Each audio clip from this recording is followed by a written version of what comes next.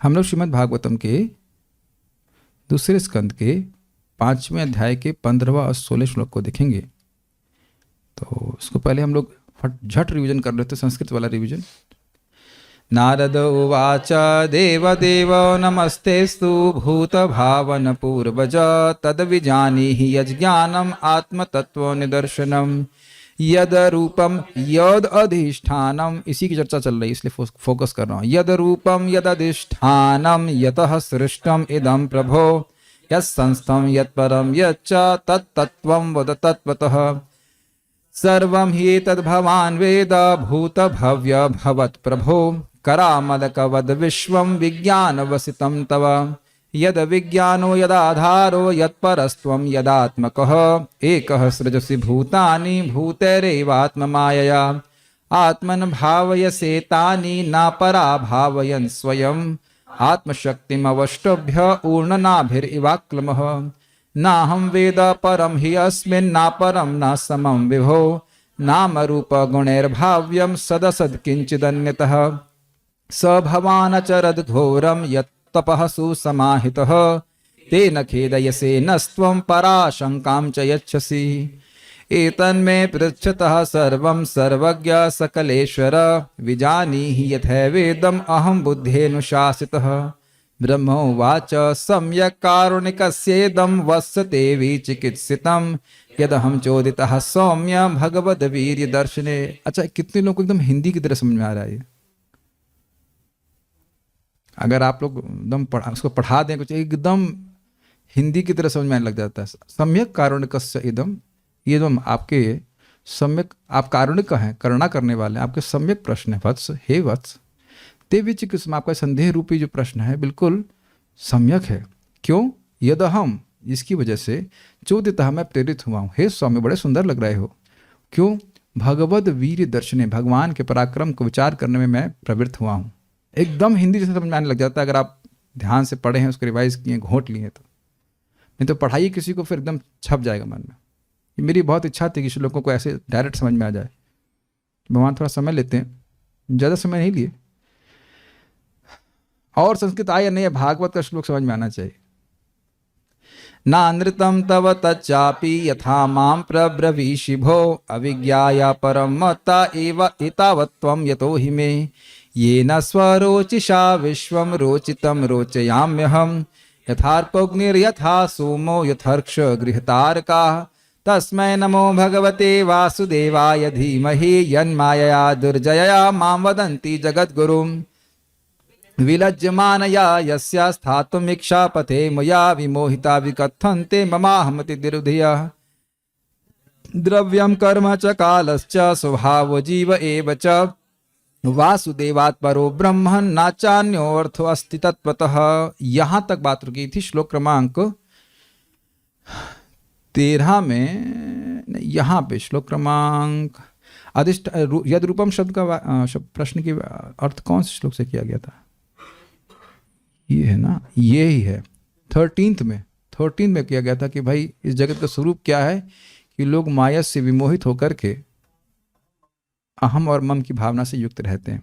अब यधिष्ठानम का उत्तर दिया गया था 14वें श्लोक में कि द्रव्य कर्म यानी कि जो जीव के जन्म के कारण होते हैं, द्रव्य मतलब पंच महाभूत, काल मतलब गुणों का शोभक, स्वभाव जीव का जो बौद्धिक स्वभाव है ये, और ये तो 4 हो गए भौतिक, और उसका जीव, ये सब का वासुदेवात परो, ये सब भगवान वासुदेव के पर अर्थात भिन्न अंश हैं।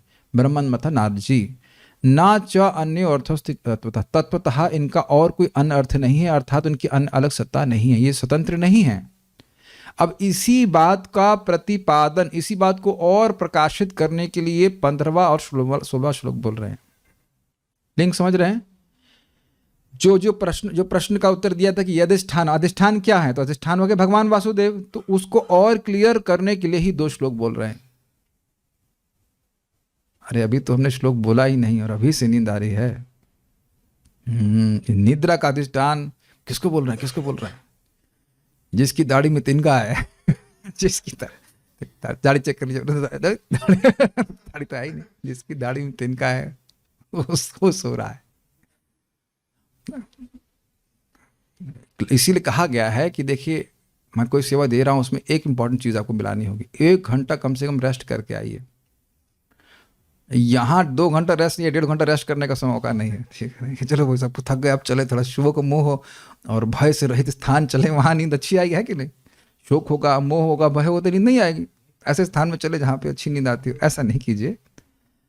तो यही प्रतिपादित करने के लिए कि अधिष्ठान क्या है, भगवान नारायण, भगवान वासुदेव और नारायण एक ही बात है, वो है इसी अर्थ का प्रतिपादन प्रकट क्लियर स्पष्ट करने के लिए, प्रस्तुत करने के लिए यह श्लोक कहा जा रहा है, 2 श्लोक। और ऐसा ही श्लोक हम लोग प्रथम स्कंद के 2 अध्याय के अंत के ही सेक्शन में भी सीख चुके हैं। सेम बात जो वहां सूद को समझे बोले, सेम श्लोक यहाँ पे बोले, मोटा 99% सेम की अर्थ ले रहे। तो प्लीज मेरे पीछे बोलिए। बड़ा अच्छा है, भगवान के नाम है, खूब जम करके। नारायण परा वेदा देवा नारायणंगजाः, नारायण परा वेदा देवा नारायणंगजाः, नारायण परा लोका नारायण परामखाः, नारायण परा लोका नारायण परामखाः, नारायण परो योगो नारायण परम तपः, नारायण परो योगो नारायण परम तपः, नारायण परम ज्ञानम नारायण परागति, नारायण परम ज्ञानम नारायण परागति, नारायण परा वेदा देवा नारायणंगजा, नारायण परा वेदा देवा नारायणंगजः, नारायण परा लोका नारायण परामखा, नारायण परा लोका नारायण परामखा, नारायण परो योगो नारायण परम तपः, नारायण परो योगो नारायण परम तपः, नारायण परम ज्ञानम नारायण परागति, नारायण परम ज्ञानम नारायण परागति, नारायण परा वेदा देवा नारायणंगजा, नारायण परा वेदा देवा नारायणंगजा, नारायण परा लोका नारायण परामखा, नारायण परा लोका नारायण परामखाः, नारायण परो योगो नारायणं परम तपः, नारायण परो योगो नारायण परम तपः, नारायण परम ज्ञानम नारायण परागति, नारायण परम ज्ञानम नारायण परागति, नारायण परा वेदा देवा नारायणंगजाः, नारायण परा वेदा देवा नारायणांगजाः, नारायण परा लोका नारायण परामखः, नारायण परा लोका नारायण परामखाः, नारायण परो योगो नारायण परम तपः, नारायण परो योगो नारायण परम तपः, नारायण परम ज्ञानम नारायण परागतिः, नारायण परम ज्ञानम नारायण परागतिः, नारायण परा वेदा देवा नारायणंगजाः, नारायण परा वेदा देवा नारायणांगजाः, नारायण परा लोका नारायण परामखः, नारायण परा लोका नारायण परामखा, नारायण परो योगो नारायण परम तपः, नारायण परो योगो नारायण परम तपः, नारायण परम ज्ञानम नारायण परागतिः, नारायण परम ज्ञानम नारायण परागतिः, नारायण परा वेदा देवा नारायणंगजाः, नारायण परा वेदा देवा नारायणंगजाः, नारायण परा लोका नारायण परामखः, नारायण परा लोका नारायण परामखाः, नारायण परो योगो नारायण परम तपः, नारायण परो योगो नारायण परम तपः, नारायण परम ज्ञानम नारायण परागतिः, नारायण परम ज्ञानम नारायण परागतिः, नारायण परा वेदा देवा नारायणं गजा नारायण परा वेदा देवा नारायणाङ्गजाः नारायण परा लोका नारायण परामखः नारायण परा लोका नारायण परामखाः नारायण परो योगो नारायण परम तपः नारायण परो योगो नारायण परम तपः नारायण परम ज्ञानम नारायण परागतिः नारायणं परम ज्ञानम नारायण परागति। नारायण नारायण। Please chant. हमको तो नाम ही सुनने में अच्छा लग रहा है ना, कितना सुंदर श्लोक है भगवान का नाम, Narayan Narayan. Yes please chant. Narayan परा वेदा देवा नारायणं गजाः नारायण परा वेदा देवा नारायणाङ्गजाः नारायण परा लोका नारायण परामखाः नारायण परा लोका नारायण परामखाः नारायण परो योगो नारायण परम तपः नारायण परो योगो नारायण परम तपः नारायण परम ज्ञानम नारायण परागतिः नारायण परम ज्ञानम नारायण परागतिः नारायण परा वेदा देवा नारायणं गजाः नारायण परा वेदा देवा नारायणाङ्गजाः नारायण परा लोका नारायण परामखः नारायण परा लोका नारायण परामखाः नारायण परो योगो नारायण परम तपः नारायण परो योगो नारायण परम तपः नारायण परम ज्ञानम नारायण परागतिः नारायण परम ज्ञानम नारायण परागतिः। Very nice. शुरू करते हैं।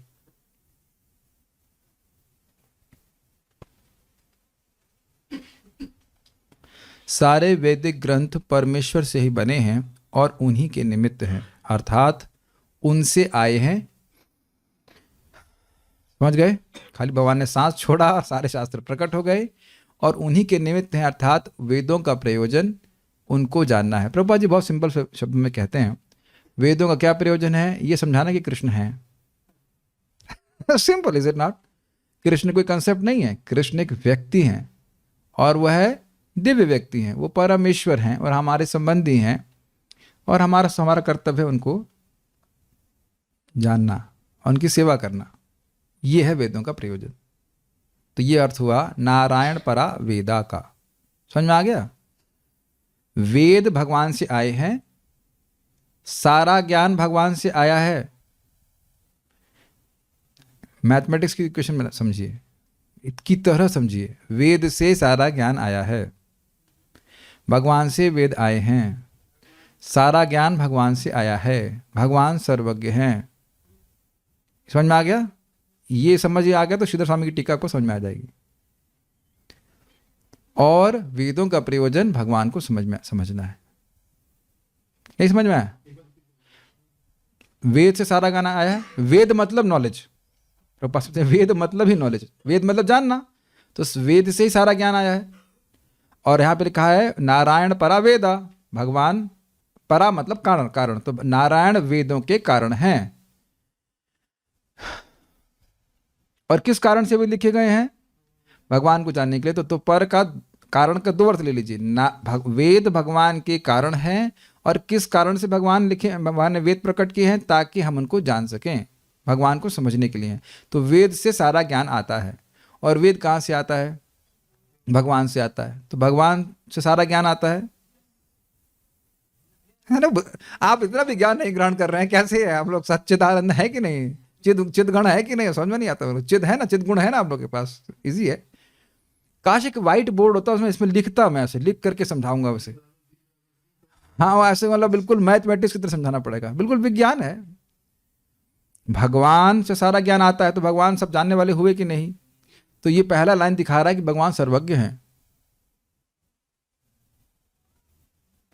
डाइजेस्ट कर लिया? नारायण परा वेदा।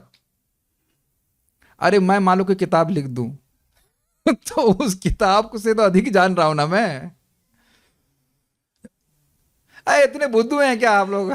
समझ ही रहे हैं कि भाई ये किताब लिख दी मैंने, मान लो, तो किताब से तो मैं अधिक जान रहा हूं ना। और वो उस किताब में सारा ज्ञान है। उस किताब में जब सारा ज्ञान है तो मैं तो सब ज्ञान उस किताब को लिखने वाला, और कोई मेरी सहायता मैं किसी से लिया नहीं हूं ज्ञान, तो मैं तो सब कुछ जानने वाला हुआ ना इस किताब का। तो वेद सारा ज्ञान आ रहा है और भगवान से वेद प्रकट हो रहे, तो यानी भगवान सर्वज्ञ हैं, सब कुछ जानने वाले हैं। क्या कहाँ कहाँ देखो आचार्यों की गति जा रही, कहाँ कहाँ लेके जा रही। तो ऐसा हम सोच भी नहीं सकते ना। तो दो अर्थ है नारायण परा वेदा का, कि भगवान से प्रकट हुआ है, भगवान के निश्वास से प्रकट हुआ है, और वेद का प्रयोजन है भगवान को जानना। किस कारण से प्रकट हुआ है? सांस छोड़िए, कुछ हुआ? कुछ भी नहीं हुआ, खाली फूस करके रह गए। तो हमारी सांस से कुछ नहीं होता है, लेकिन भगवान की सांस से सारा ज्ञान प्रकट हो जाता है। ये भगवान का अद्भुत ऐश्वर्य है। देवता भी भगवान के शरीरों के अंगों के रूप में उन्हीं की सेवा के लिए हैं। पानी देंगे थोड़ा सा? तो अब मैंने शुभजीत प्रभु को बोला कि मुझे पानी दीजिए, तो लोग कहेंगे कि भाई देवता तो अलग अलग दिख रहे हैं, देवता तो अलग अलग दिख रहे हैं, कहाँ वो नारायण पे अपने कहा कि सभी कुछ नारायण सभी का अधिष्ठान है, तो कहाँ है? अब मान लीजिए शुभजीत प्रभु हमको पानी देते हैं, देंगे क्या? सोचते ही रहेंगे, दीजिए। हाँ, अब मेरे हाथ को क्यों दे रहे हैं आप? ये मेरे हाथ को दिए ना, कि मुझको दिए? नहीं नहीं नहीं नहीं, हाथ को देना है मुझे। कुछ समझ पा रहे हैं मेरी बात? अब कोई व्यक्ति सोचे कि मैं हाथ को दे रहा हूं और व्यक्ति को नहीं दे रहा हूं, तो क्या उसकी बुद्धिमानी है? नहीं। ये पानी, ये हाथ मेरा डिसाइपल है कि नहीं? क्योंकि मेरी बात मान रहा है। कितने शिष्य हैं आपके? हम सभी लोगों के 4, 2 टांग और 2 हाथ, क्योंकि वो बात मानते हैं। वो ये नहीं मानते हैं कि उनके पास अधिक बुद्धि है। तो गुरु कम से कम 4 डिसाइपल तो बना ही सकते हैं। तुरंत दीक्षा दीजिए, वो बिल्कुल कभी गलत नहीं करेंगे। जैसा बोलेंगे आप वैसा ही करेंगे, इज इट नॉट? तो आप ये देख रहे हैं कि कोई व्यक्ति सोचे कि मैं देवताओं की उपासना अलग रूप से कर रहा हूं, तो ये व्यक्ति गलत कर रहा है। अगर व्यक्ति देवताओं को सम्मान देना ही चाहिए। किसके रूप में? भगवान के सहायक हैं, भगवान के अंग हैं। यहां भी आप देखो ना, आप गुरु जी की मान लो सेवा कर रहे हैं, मान लो टांग दबा रहे हैं, ये तो हीन अंग है। कोई मानते अरे नहीं, भगवान महाराज के चरणों के हमको स्पर्श करने को मिल गया, तो वहां पे अब सेवा कर रहे हैं, तो मान रहे ना कि महाराज की सेवा हो रही है। श्रील प्रभुपाद जी उदाहरण दे रहे थे, एक साइड पॉइंट है कि 2 शिष्य थे, एक टांग दबा रहा था, दूसरी टांग दबा रहा था। तो गुस्सा हो गया, तो उस दूसरा मतलब दूसरों में दोनों में द्वेष हो गया, तो दूसरी टांग पे प्रहार करने लगे। किसको मार रहा है? गुरु जी को मार रहा है ना। तो देवताओं का असम्मान करने वाला व्यक्ति वैष्णव नहीं कहलाता है। उस देवताओं को भगवान के संबंध में देखना चाहिए। जैसे मेरा हाथ मेरे शरीर का सहायक है, स्पष्ट है। तो देवा नारायण अंग से उत्पन्न हुए हैं। और ये अभी आगे जाके होगा, चंद्रमा मनसो जाता, चंद्रमा भगवान के मन से उत्पन्न हुआ है। आगे आप सुनेंगे इस बात को। एक्चुअली ये श्रुति का वचन है। चंद्रमा मनसो जाता, चंद्रमा भगवान के मन से उत्पन्न हुआ। सब लोग जानते हैं, एस्ट्रोलॉजी में आप जानते हैं, स्पष्ट रूप से जानते हैं कि मन को संयमित कर, मन का अधिष्ठाता देवता है चंद्रमा, और भगवान के मन से प्रकट हुआ, ऐसे कहते हैं।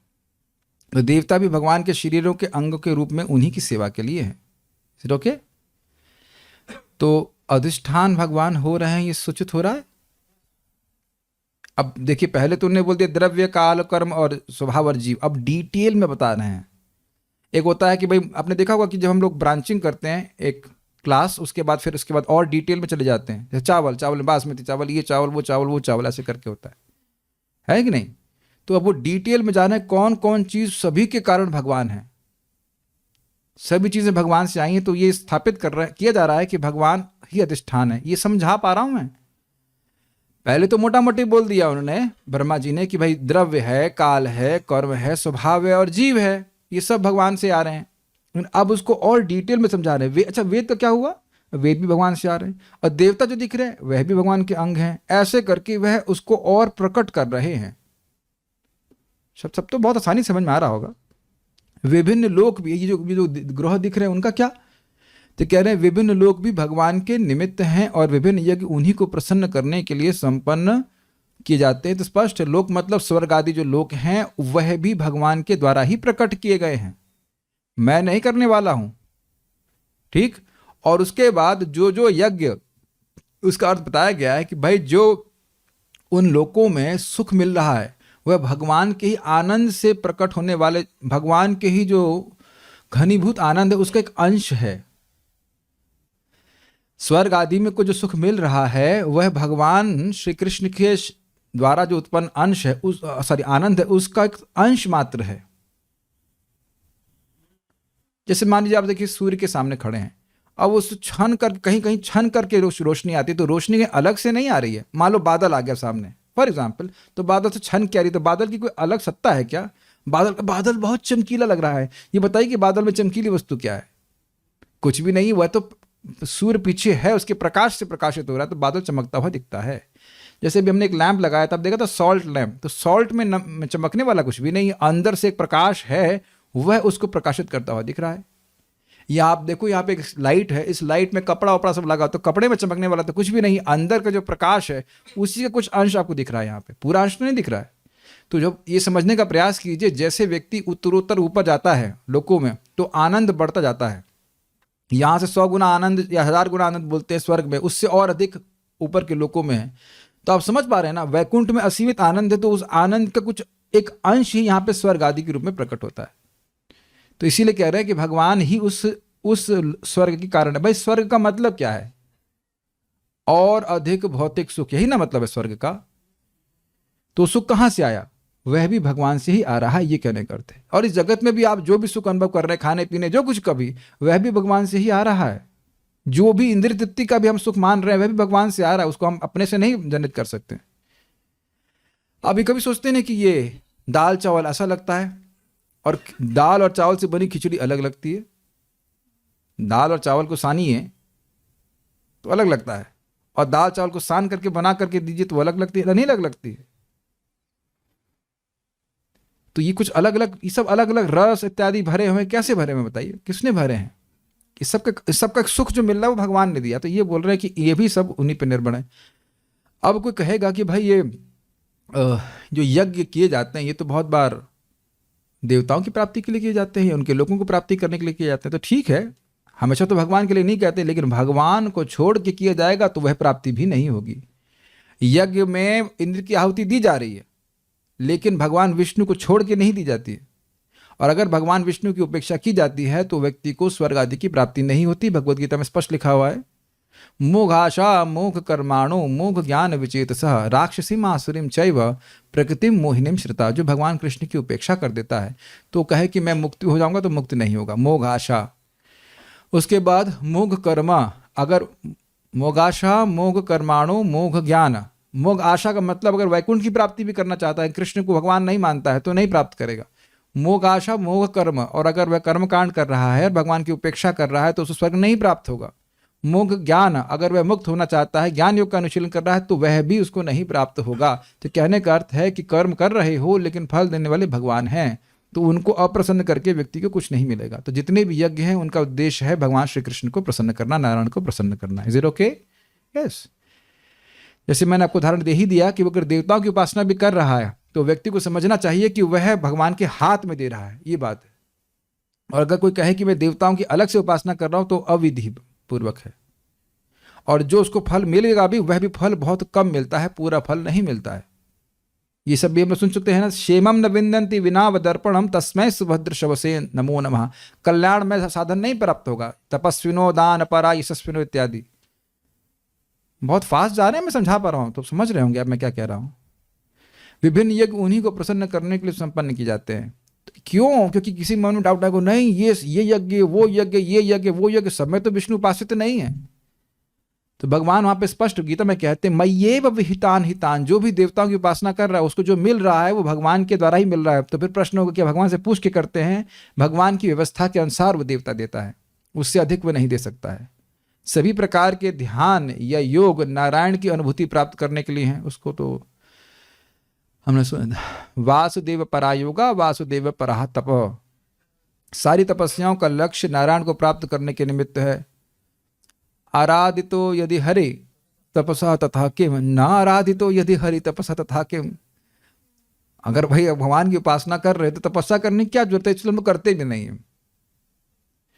और अगर नहीं कर रहे हैं उपासना भगवान की, फिर तपस्या किस लिए कर रहे हैं? तपस्या तुम्हारी फालतू जा रही है। समझ आ गया? नांतर, हमको बड़ा अच्छा श्लोक लगता है, नांतर बहिर यदि हृदय तपसा तथा किम अंतर बहिर यदि हरि तपस्या तथा किम। जब अंदर और बाहर भगवान दिख रहे हैं तो तपस्या क्यों कर रहे हो, और अंदर बाहर भगवान नहीं दिख रहे तो तपस्या क्यों कर रहे हो? तो तपस्या का उद्देश्य बेसिकली समझ गए, तपस्या का उद्देश्य है भगवान को समझना, चित्त एकाग्र होना चाहिए। तपस्या का मतलब ही होता है चित्त की एकाग्रता। तो वो चित्त की एकाग्रता किस में होनी चाहिए? भगवान में होनी चाहिए। यदंग्र भी ध्यान समाधि धौतया ध्यान उपश्यंति तत्वमातना, यद अंग्रि अभिध्यान, जिनके चरणों का अभिध्यान ही समाधि है, और उस समाधि के द्वारा बुद्धि शुद्ध हो जाती है। तो स्पष्ट समझ में आ रहा है, तप मतलब चित्त की एकाग्रता, और चित्त की एकाग्रता का मतलब हुआ भगवान के चरणों में चित्त की एकाग्रता, अन्यथा तप का कोई प्रयोजन नहीं है। कोई व्यक्ति आपने देखा होगा यहाँ गाल में एक रॉड लेगा और इधर से निकाल देगा, फाड़ देगा, उससे पूछो भगवान कौन है, तो कह ले पहले रॉड तो बाहर निकालो फिर तो कुछ बोलूंगा। उसे क्या हो गया? 12 साल सोए नहीं, उसे क्या हो गया?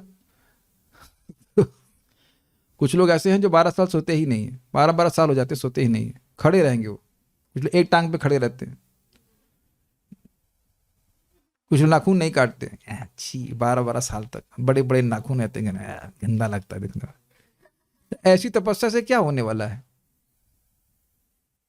क्या उनको नरसिंह देव के नाखूनों के बारे में कुछ जानकारी होगी कि भगवान नरसिंह देव के ऐसे नाखून थे जिससे हिरण्यकशिपु को फाड़ दिया? कुछ जानकारी नहीं होगी। अजीब सी तपस्या, ऐसी तपस्या का कोई फायदा नहीं है। ठीक है, भगवान के लिए जो तपस्या की जाती है उससे जगत में शांति आती है। जैसे हम लोग भी एक तप कर रहे हैं, प्रभुपाद जी के ग्रंथों को, शास्त्रों को सामने रख करके पढ़ना, ये वांग्मय तपस्या बोली जाती है। यस, लेकिन इससे शांति आ रही है कि नहीं?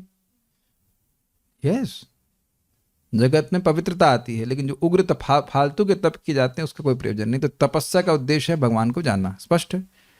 हृदय तपो दिव्यम पुत्रकाय न सत्वम शुद्धे तस्मात् ब्रह्म सौख्यम तुनंतम। दिव्य तपस्या करो, हृदय शुद्ध होगा, हृदय शुद्ध होगा, भगवान समझ में आने लग जाएंगे। दिव्य ज्ञान का संवर्धन नारायण की झलक प्राप्त करने के लिए। इसका क्या मतलब है? ज्ञान का अनुशीलन कर रहा है, सम्यक वर्धन बढ़ा रहा है ज्ञान। तो किस लिए? ताकि भगवान की झलक हो जाए। क्या प्रमाण है?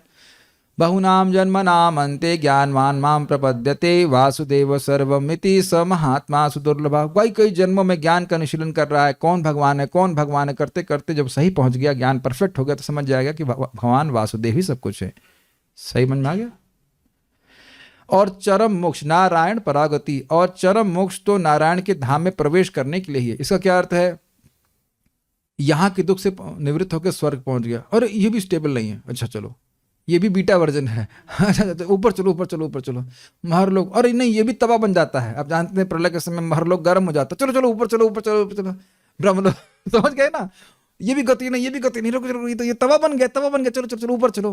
वो बैठ गए, उसके बाद वो ब्रह्मलोक जानते हैं। याद आ रहा है? बताया था ब्रह्मलोक में पहुंचे तो यह भी दिक्कत करता है, ब्रह्मा जी की परम आयु होगी, समाप्त हो जाएगा, चलो चलो चलो अब वैकुंठ चलते हैं। तो वैकुंठ ही गति है। वैकुंठ गोलोक का रस का अंतर है, वैसे तो एक ही स्थिति है। तो अब वहां पहुंच गए तो उसको वापस यहाँ पे नहीं आना पड़ेगा। तो नारायण के चरण कमल ही परम गति है, परम आश्रय, गंतव्य। वहां पहुंच के व्यक्ति वापस नहीं आएगा। ठीक है, अन्वय देखिए। वेदाह पराह नारायण, समस्त वैदिक ग्रंथ के कारण स्वरूप तथा उनके द्वारा वेद्य नारायण हैं। ये समझ पा रहे हैं? पराह मतलब कारणम येषाम ते। तो जो परा का मतलब हुआ कि भगवान नारायण वेदों के कारण हैं। आप लोग ऐसे देख रहे हैं जैसे मैं उर्दू बोल रहा हूँ। उर्दू बोल रहा हूँ? नहीं। और क्या है? भाई हाथ धो गई एकदम से। आप लोग ऐसा लगता है एकदम बीच बीच में ऐसे आंखों से ऐसे रिएक्शन आता है कि ज्ञान एकदम गायब हो गया। ध्यान पूर्वक सुन रहे? अच्छा, ध्यान अवस्थ तद गते न मनसा। ध्यान कर रहे हैं, कहीं वो खेत में लगे हुए बैम्बू, क्या बम्बे का तो ध्यान नहीं कर रहे कि पानी खुला छोड़ाया, ये बाथरूम में नल खुला छोड़ाया है। बहुत स्पष्ट है, आसान है। वेदाह पराह नारायण, भगवान नारायण वेदों को प्रकट करने वाले हैं। लेकिन एक अद्भुत बात है, जो गधे जगत में घूम रहे हैं उनको ये प्रकट नहीं होता है कि वेदों में नारायण कहाँ है।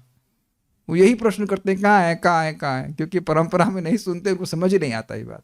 ये सत्य बात है, ये सत्य है, ये सत्य है कि डिवोटी हैं, खूब संस्कृत जानते हैं, हमारी सहायता भी करते हैं। तो बता रहे हैं खूब पढ़ लिए, कहते हैं हमको मालूम ही नहीं चला, गीता पढ़ ली, वेदांत पढ़ लिया, सब पढ़ लिया, ये मालूम ही नहीं चला कि भगवान कृष्ण भगवान है। तो ये लोग क्या पढ़ रहे हैं बताइए? टीचर को नहीं पता होगा तभी तो नहीं बोल रहा है। तो ये एक इंटरेस्टिंग एग्जाम्पल आपको दूं। भगवान बोलते हैं प्रणवः सर्व वेदेषु, सारे वेदों में मैं प्रणव हूं। तो एक योगा टीचर वो मतलब अपना वीडियो बना कर ओम ऐसे बोलिए, आ ऊ माँ कीजिए, और देखो श्री कृष्ण भी कहते हैं कि प्रणव वेद में मैं हूं, लेकिन वो ये नहीं बता पाए कि कृष्ण भगवान है। ये समझ में नहीं आ रहा उनको, ब्लॉक सा रहता है कुछ, उनके मन में कुछ ब्लॉक है, वो समझ नहीं पा रहे हैं इस बात, सिंपल सी बात वो नहीं समझ पा रहे हैं। तो वेदा परा नारायण, वेद भगवान से आए हैं, ये अर्थ है। और दूसरा, किस कारण से आए हैं? तो भगवान को जानने के लिए आए हैं। तपस्या किस लिए है? भगवान के निमित्त है। तत्पर, तत्पर नहीं समझते हैं, कृष्ण पर तत्पर, तो तत् मतलब वह और पर मतलब उसके निमित्त, उसी में लगा हुआ, उसी के लिए लगा हुआ। हे भगवान, खुदा की फौज करेगी मौज, कुछ लेके चप्पल के संग बुद्धि तो नहीं बाहर छोड़े हुए हैं। पर के दो अर्थ हैं, भगवान इसके कारण हैं और ये इसके निमित्त हैं, ये हर जगह लगा दीजिए। सारी वेद के कारण कौन है? नारायण। और सारे वेद के प्रयोजन निमित्त हैं, सारे वेद किसके निमित्त हैं, किस लिए हैं? भगवान को जानने के लिए। बस इतनी बात लगा दीजिए, हर जगह अप्लाई कर दीजिए, आसान हो जाएगा। नेक्स्ट देखिए, देवा नारायण अंगजा, तो जितने भी देवता हैं वह नारायण के अंगजा, शरीर के अंगों के रूप में उन्हीं की सेवा के लिए हैं, स्पष्ट है। लोकाः पराः नारायण, स्वर्ग आदि विभिन्न लोकों के परम कारण नारायण हैं। और जो भी यज्ञ किए जा रहे हैं उनकी प्राप्ति के लिए जो उसमें सुख मिल रहा है वह सब भगवान से ही आ रहा है। मखा, सभी यज्ञ नारायण पराः, भगवान नारायण को प्रसन्न करने के लिए संपन्न किए जाते हैं, और सारे यज्ञों की विधि भी भगवान से आ रही है, उसके फल देने वाले भी भगवान हैं। Got it? योक्ताराम यज्ञ तपसाम सर्वलोकम महेश्वरम सुहृदम सर्वभूतानाम ज्ञात्वा माम शांति मृच्छति। इसीलिए गीता पढ़ना बहुत महत्वपूर्ण है। योगः नारायण पराः, योगः मतलब यहाँ अष्टांग योग के बारे में बोल रहे हैं, तो प्राणायाम आदि नारायण की अनुभूति प्राप्त करने के लिए ही हैं। इसी को आप 6ठे अध्याय में भगवद गीता में सुनेंगे कि भाई वो सीधे बैठे हैं, सांस को कंट्रोल करें, ये करें, उसके बाद अपने चित्त को भगवान में लगाएं, लॉ में नहीं लगाएं। श्रील प्रभुपाद जी के पास एक माता जी आई, कहें कि मेरे को बड़ी दिक्कत हो रही है। क्या दिक्कत हो रही है? जैसे मैं हरे कृष्णा करती हूँ तो मुझे एक लाइट ने, रेड लाइट यहाँ दिखाई पड़ती है आग्रा चक्र में। ऐसे करके कुछ होगा उनका पहला का बैकअप। तो प्रभुपाद ने कहा हरे कृष्णा करते रहो, वो लाइट चली जाएगी। तो कई बार लोग ऐसे ध्यान करते हैं लाइट के ऊपर, बल्ब के ऊपर, पता नहीं किसके ऊपर। लाइट के ऊपर ध्यान करना क्या है? देखो लाइट दिख रही है, इससे क्या ध्यान करना है? ट्रांसेंडेंस का उनको मतलब ही नहीं पता है कि ध्यान जो है वह नारायण पे करना चाहिए। देखिए इसका प्रकट प्रभाव देखेंगे। थोड़ी देर वो लाइट पे ध्यान करेंगे, फिर उसके बाद चाय चाहिए, सिगरेट चाहिए। ये श्रील प्रभुपाद जी बड़ा स्पष्ट कहते हैं, what is the value of your meditation? तुम्हारे कैरेक्टर में तो कोई परिवर्तन नहीं आई। बहुत उसके बाद में देखो, बहुत सुंदर बात कहूँगा जो प्रभुपाद ने कहा। देखो प्रभुपाद बोल रहे थे कि हमारे जो स्टूडेंट्स हैं ये बहुत आध्यात्मिक ज्ञान में आगे ना बढ़े हों, लेकिन इनका चरित्र देखो, इनका आचरण देखो कितना शुद्ध है। ये हम आपके भक्तों को भी वहाँ पे मैं अनुमोदन करूँगा इस प्रकार से कि देखिए, हो सकता है आप लोग बहुत ज़्यादा वैदिक ज्ञान ना जानते हो, लेकिन देखिए सुबह उठते हैं, नाम उच्चारण करते हैं, 4 नियमों का पालन करते हैं। ये समान बात नहीं है कलयुग में। One should actually respect devotees, चाहे वो किसी भी आश्रम में है। जो इस प्रकार से कर रहा है कलयुग में बहुत बड़ी बात है। वैसे भी भगवान का नाम उच्चारण करने वाला महान है, और कलयुग में सुबह उठ करके तिलक विलक लगा के नहा धो करके आ जाए, वो तो महाराज तो ये क्या बोलते हैं। अब इस कलयुग में मान लो कोई शराब पी रहा हो और वो छोड़ दे तो वो तो परमहंस है। सुने होंगे आप, शायद नाम महिमा बोलते हैं कि शराब पी रहा हो वही छोड़ दे तो वही परमहंस। बहुत ज्यादा प्रेशर है इंद्रिय तृप्ति का कलयुग में। इस प्रकार का जो लोग थोड़े वृद्ध हैं वो जानते हैं कि आप लोग जब यंग थे, जो चीज़ आप कल्पना भी नहीं कर सकते वो आजकल नॉर्मल होता चला जा रहा है। मैं गलत तो नहीं कह रहा हूँ। और ये बढ़ता जाएगा, बढ़ता जाएगा, बढ़ता जाएगा। भोग की प्रेशर इतना ज़्यादा है कि इसमें बस इतना भी कर लेते बहुत बड़ी बात है। आचरण बहुत महत्वपूर्ण है, बहुत महत्वपूर्ण है। हम सभी बात क्यों करने लगे थे? हाँ, इसलिए कर रहा था कि लोग यहाँ प्राणायाम कर रहे हैं, वो कुछ कर रहे हैं, ठीक है, शरीर को चलाने के लिए कर ले, ठीक है, लेकिन वो कर सारे के सारे भोग के लिए ही रहे हैं। डायबिटीज होगा, ये मीठा नहीं खा पा रहे तो करना चालू कर दें ताकि वो मिठाई खा सके, बस यही जीवन का लक्ष्य है। गलत तो नहीं कह रहे हैं ना, यही तो बात है। लेकिन उनको पता नहीं है कि प्राणायाम का उद्देश्य भगवान की प्राप्ति करने के लिए। आप पूछ लीजिएगा, हम देखिए कोई अपराध नहीं कर रहे हैं, ये बाबा रामदेव जी से पूछिए कि आप ये प्राणायाम क्यों करवा रहे हैं, आप ये योग क्यों करा रहे हैं। चलो आपके जो चेले हैं ये तो कोई बहुत ज़्यादा उन्नत नहीं है, आप तो बहुत मानते हैं कि आप योग बहुत से जानते हो, ये बताओ उसका प्रयोजन क्या है। हम हाँ, बाल सफेद नहीं हो, ये देह की धारण से बाहर नहीं जा रहे हैं ना। आज तक किसी उनके प्रवचन में सुन लीजिए कि कृष्ण की प्राप्ति करनी है, हरे कृष्ण बोलना है, ऐसा कुछ भी नहीं है। मुझे याद है हमारे आईआईटी में योगा टीचर थे, वो काफी वृद्ध थे, तो हमने सभी तरह से मस्ती करते थे, भगवान कौन है, सब एक है, खांस रहे थे। हमने कहा ये कैसे भगवान है, खांस रहे हैं, कफ आ रहा है इनके, भगवान को तो कभी कफ नहीं आ रहा। मान लो गीता भगवान बोला 1 मिनट गला साफ करूंगा, अर्जुन 1 मिनट नहीं, गीता में तो भगवान एक बार भी गला साफ नहीं किए। ये कैसे भगवान, ये कैसे भगवान? कोई आधार नहीं है फिलॉसफी का। और बाकी स्टूडेंट को चुप चुप चुप चुप, इनको कोई ये हो जाए चुप चुप। मेरा दबने वाला स्वभाव नहीं। उन्होंने ये कैसे भगवान है बताइए, खांस रहे। तो ये उनको भी पूरा जीवन बुढ़े ने बर्बाद कर दिया योग करते करते। उसको ये समझ में नहीं आया कि ये नारायण के परा, ये एकदम देखा गया है। तो मतलब दृष्ट है कि नहीं जा रहे। तपः नारायण परम, सारी तपस्याओं का लक्ष्य नारायण को प्राप्त करने के निमित्त है, और अन्यथा वो सारी तपस्याएं कैसी हैं? व्यर्थ हैं। श्लोक याद है वो, तपन्ति तापै पतन्ति पर्वतात्, जरा ढूंढ देंगे उसको, हमको बहुत अच्छा श्लोक लगता है। तपन्ति तापै पतन्ति पर्वतात् वदन्ति वादै यजन्ति यागैर अटन्त तीर्थानि। ये दिखाओ श्लोक में मिल जाए 10.87 में, कि जितना चाहो तप लो, फूक जाओ तपस्या करते हुए। तपन्ति तापैर और पतन्ति पर्वतात्, कूद जाओ पर्वत से कूदो। एक बार नहीं, कई बार कूद के मर जाओ, कोई दिक्कत नहीं। वदन्ति वादा, खूब वेदवाद कर लो, खूब बात कर, आप सही हैं, हम अर्थशास्त्रार्थ करेंगे, ये वो तलवार निकाल लो उसके लिए। और अटंत तीर्थानि, सारे तीर्थों में भ्रमण कर लो, चप्पा छान लो तीर्थों का। यजंत याग, और सारे यज्ञ कर लो चाहे, लेकिन हरिम बिना नैव मृत्युम तरंती, भगवान हरि की शरण लिए बिना व्यक्ति मृत्यु को पार नहीं हो सकता है। तो इन सभी चीजों का प्रयोजन है भगवान को संतुष्ट करना, और अगर नहीं कर रहा है तो फिर वो व्यर्थ जा रहा है। ठीक है। ज्ञानम नारायण परम, दिव्य ज्ञान का संवर्धन नारायण की झलक प्राप्त करने के लिए है। ये मैं पहले भी बोल चुका हूं, अब उसको मैं खाली कंटेक्स्ट में कोट कर रहा हूं। तो एक व्यक्ति को हम लोग ने कृष्णा बुक दिया, बड़ा प्रसन्न हुए, बोले बेटा मुझसे उपनिषद का कोई भी मंत्र पूछो। तो ज्ञानी तो मान रहे थे, अपनी ज्ञानी की धारणा थी उनकी, कि हम ऐसी अभिमति थी कि वह ज्ञानी है। तो मैंने पूछा आपको हरे कृष्ण मंत्र पता है? वो तो पता नहीं है। तो काली संतरण उपनिषद में स्पष्ट लिखा है, वह पता नहीं है, जप नहीं रहे हो तो क्या मतलब हुआ? प्रभुपाद जी कहते हैं तात्पर्य में एक जगह भागवत में ही, कि जो व्यक्ति निरपराधिक रूप से नाम जप कर रहा है वो सारे वेदांत को पढ़ लिया। हरे कृष्णा कृष्ण कृष्णा हरे हरे, हरे राम राम राम हरे हरे।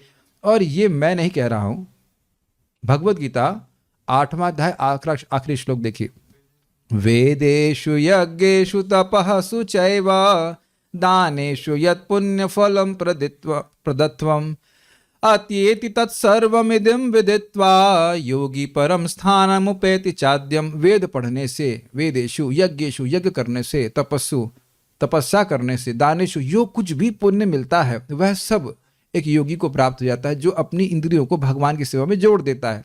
जैसे भी आप लोग सुन रहे हैं, मैं बोल रहा हूँ, जप करते हैं, प्रसाद खाएंगे, ये सभी के द्वारा अपनी इंद्रियों को भगवान की सेवा में हम नियोजित कर रहे हैं। हम लोग इंद्रिय तृप्ति नहीं कर रहे हैं। देखिए, अगर भक्ति करके सुख मिलता है, मिलता ही है, तो वो इंद्रिय तृप्ति नहीं है, नहीं है, नहीं है, नहीं है, नहीं है। ऑपरेशन घुसा लीजिए दिमाग में। भक्ति भगवान की अंतरंगा शक्ति है तो सुख मिलेगा, मिलेगा, मिलेगा, मिलेगा, और वो सुख इंद्रिय तृप्ति नहीं है, नहीं है, नहीं है, नहीं है। Does that make sense? डांट रहा हूं, समझ आ रहा है? ये नहीं। अब मान लो कथा सुनना अच्छा लग रहा है तो ये इंद्रिय तृप्ति है, और जब करना अच्छा लग रहा है तो इंद्रिय तृप्ति है। तो खाली प्रसाद खाना इंद्रिय तृप्ति है। वो हम लोग खाली कभी कभी एक मतलब आवेश में बोल जाते हैं, प्रसाद खाना इंद्रिय तृप्ति नहीं है। एक एक कौर में 1 महीने की फास्टिंग का लाभ है, पता है आपको?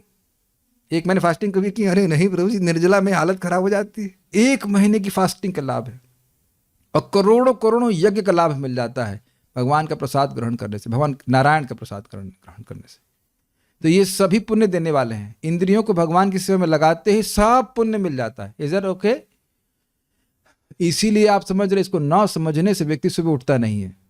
इसीलिए बोला करता हूं कि शाम क्लास में आइए, कुछ याद, आज की बात कम से कम सुबह तक तो याद रहे कि अरे सुबह, अरे बड़ा नुकसान हो जाएगा, उठना है भाई, उठना है, उठना है, क्या हो गया, अरे करोड़ों करोड़ों यज्ञ का लाभ नुकसान हो जाएगा। पता है कि सुबह का जप नहीं होगा तो शाम तक नहीं हो पाएगा।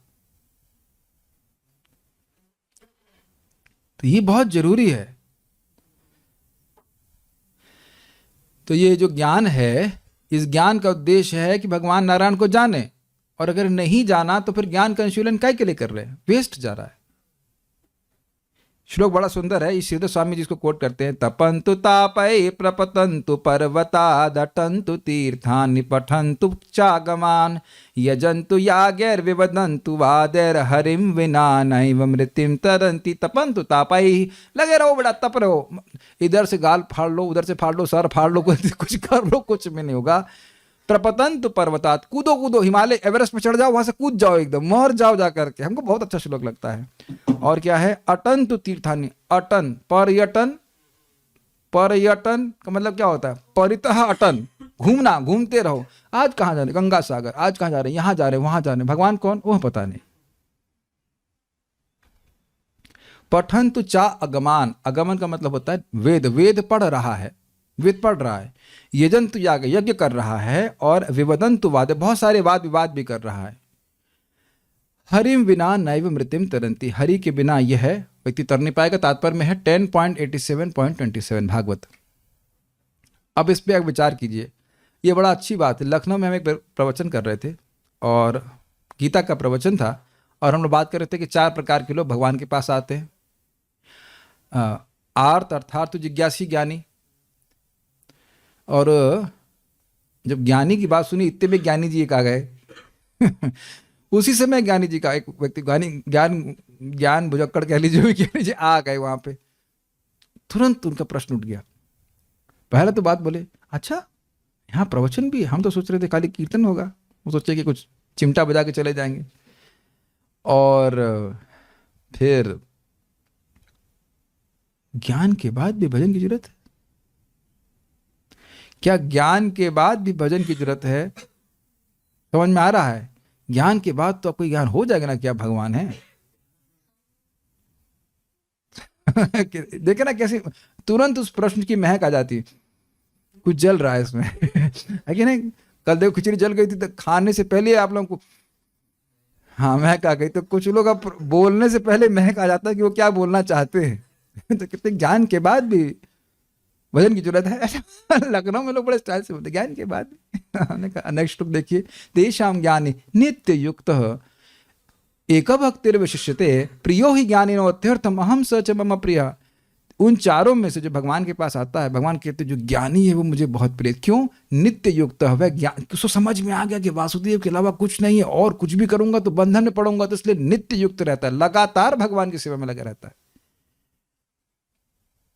देख रहे थे भगवत गीता इतनी सुंदर है प्रचार के लिए कि अगर कोई भगवत गीता को माने, श्लोकों को माने, वो आपको हरा ही नहीं सकता है। लेफ्ट राइट सेंटर एकदम भगवान ने स्पष्ट बोला है। प्रभुपाद जी बोलते हैं Bhagavad Gita is so tight unless you are a rascal you can't interpret it.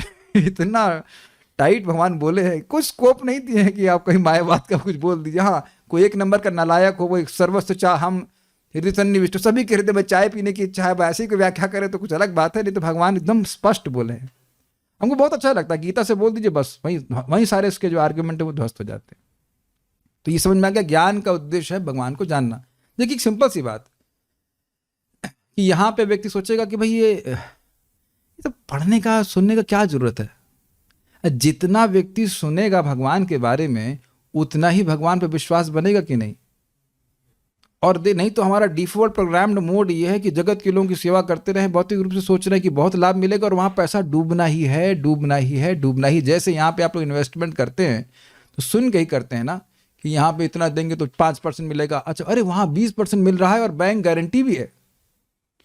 कभी कभी क्या होता है, वो कंपनी आती कहती है हम 22% देंगे और फिर आपका सारा ले जाती हैं, मूल भी नहीं देती हैं। पता है आपको, एक कंपनी थी, उसका नाम याद आ रहा है, लखनऊ में बहुत फैली थी, उसका नाम था कुबेर। सुना है आपने? वो पैसा लेके आ गए, उसके बाद कुबेर खाली हो गया, कुबेर की जगह वो चोर बन गए और सब पैसा लेके चले गए, जो मूल था वह भी खा गए। वो आपने सुना ऐसा होता है? वो क्या फाइनेंस कंपनियां होती हैं, वो अपने को फाइनेंस करती हैं, आपको फाइनेंस नहीं करती। 18% देंगे, ये देंगे, वो देंगे, और फिर आपका सारा पैसा लेके चले जाती हैं। सब बात कहाँ से आ गई? कुछ कहना चाह रहा था इसके द्वारा। हाँ, तो अब भगवान भी ऐसे हैं क्या? नहीं, भगवान को जो दे रहा है वो अनंत गुना वापस आएगा। भगवान को जो भी व्यक्ति इन्वेस्ट भगवान में करता है तो उसका बैंक गारंटी है। और आप देखते हैं यहाँ बैंक गारंटी मिलती तो 5% मिलता है,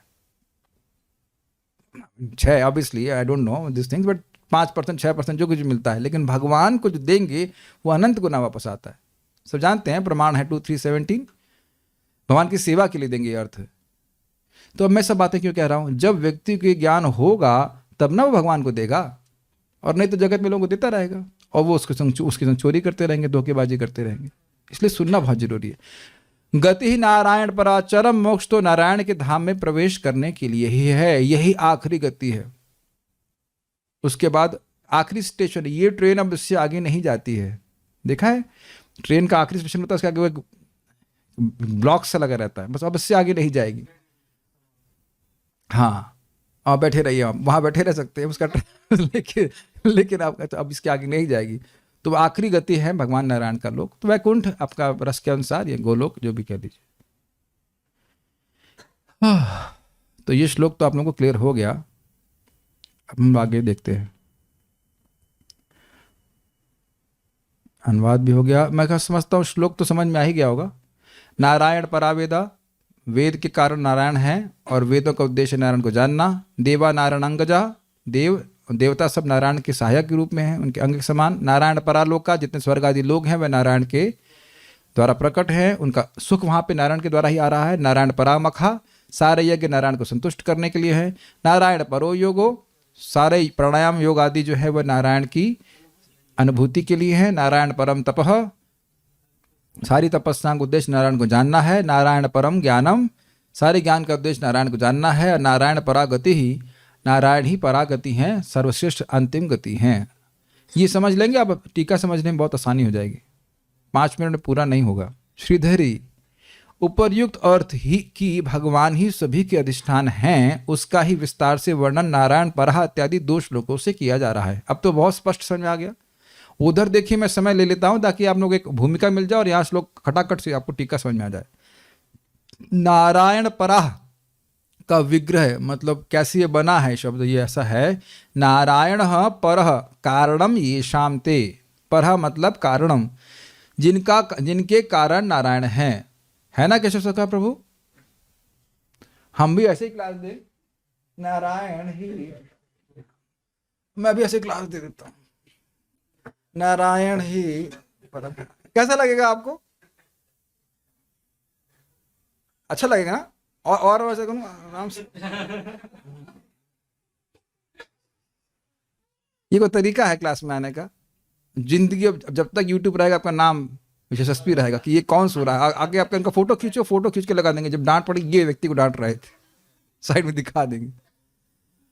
देख रहे हैं कितना मीटिंग हो रहा है, और अभी बातें करना शुरू कर दो कि भाई ये पैसा हो रहा है, मंदिर में ये हो रहा है, वो हो रहा है, बस सारी नींद गायब हो जाएगी, तब नहीं थकान आएगी। सीखेंगे क्या बताइए? हमको गुस्सा नहीं आ रहा है, हमको आश्चर्य हो रहा है, मेरे इमोशंस मेरे कंट्रोल में, गुस्सा बिल्कुल नहीं आ रहा, हमको बिल्कुल गुस्सा नहीं आ रहा है। क्या कह सकते हैं? अरे आप तो संडे, आप तो ये नहीं कह सकते नौकरी करने जाते हैं इसलिए थक गए, खाना बनाना था घर में। अरे भाई इतना विवेक रखिए कि 1 घंटा थोड़ा रेस्ट करके आया करिए। हे परमात्मा, आप सभी के अधिष्ठान है। नारायण परः कारणम ये शाम थे, तो उनके वेदों के कारण भी नारायण हैं, अर्थात वेदों के परम कारण भगवान नारायण ही। अब मैं व्याख्या नहीं करूंगा, आप लोग समझते चलना। वे ही वेद प्रतिपाद्य है, वेदों के द्वारा उन्हीं का प्रतिपादन हो रहा है, वेद उनको जानने के लिए है। स्पष्ट है? इस तरह से, अब ये थोड़ा समझिए, इस तरह से परमेश्वर के शास्त्र योनित्व का प्रतिपादन किया गया है। शास्त्र योनि, योनि का मतलब होता है माँ। तो यहाँ से उत्पत्ति स्थान, सारे शास्त्र कहाँ से आए? भगवान से आए। और इसका एक दूसरा अर्थ भी है जो वेदांत सूत्र बताया गया, सारे शास्त्रों के द्वारा भगवान ही जाने जाते हैं, भगवान शास्त्रों के द्वारा ही जाने जाते हैं। दोनों अर्थ है, एक सारे शास्त्र भगवान से आए और दूसरा शास्त्रों के द्वारा ही भगवान जाने जाते हैं, अपने तर्कों से भगवान नहीं जाने जाते। और जो भी तर्क युक्ति है वह शास्त्र के आधार पर होना चाहिए, अपनी बुद्धि के आधार पर नहीं होना चाहिए। जैसे सोचिए, भगवान कृष्ण भगवान है, क्यों? तो अब युक्ति लगाना शुरू कीजिए। ब्रह्मा जी ने कहा है, ब्रह्म संहिता में लिखा है, परमेश्वर इत्यादि। और अब अपने मन से सोचिए भगवान कौन है? ये भगवान है, क्यों? उसके बाद तर्क लगाना शुरू कर दीजिए। तो अब वो तर्क शुष्क तर्क है, वह है, उसका आधार वेद नहीं है। कुछ समझा पाया? जैसे स्टीफन हॉकिंग फॉर एग्जाम्पल, वो अपने मन से सोचे कौन भगवान है, कौन सृष्टि का कारण है? सिंगुलैरिटी। उसका मास 0 है, सॉरी मास इनफाइनाइट है और उसका वॉल्यूम 0 है। अब ये उनकी लाल भुजक्कड़ गिरी है।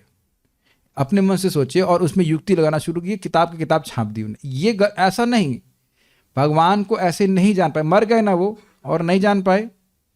तो भगवान को जानने के लिए शास्त्र ही प्रमाण है, ये कहा जा रहा है।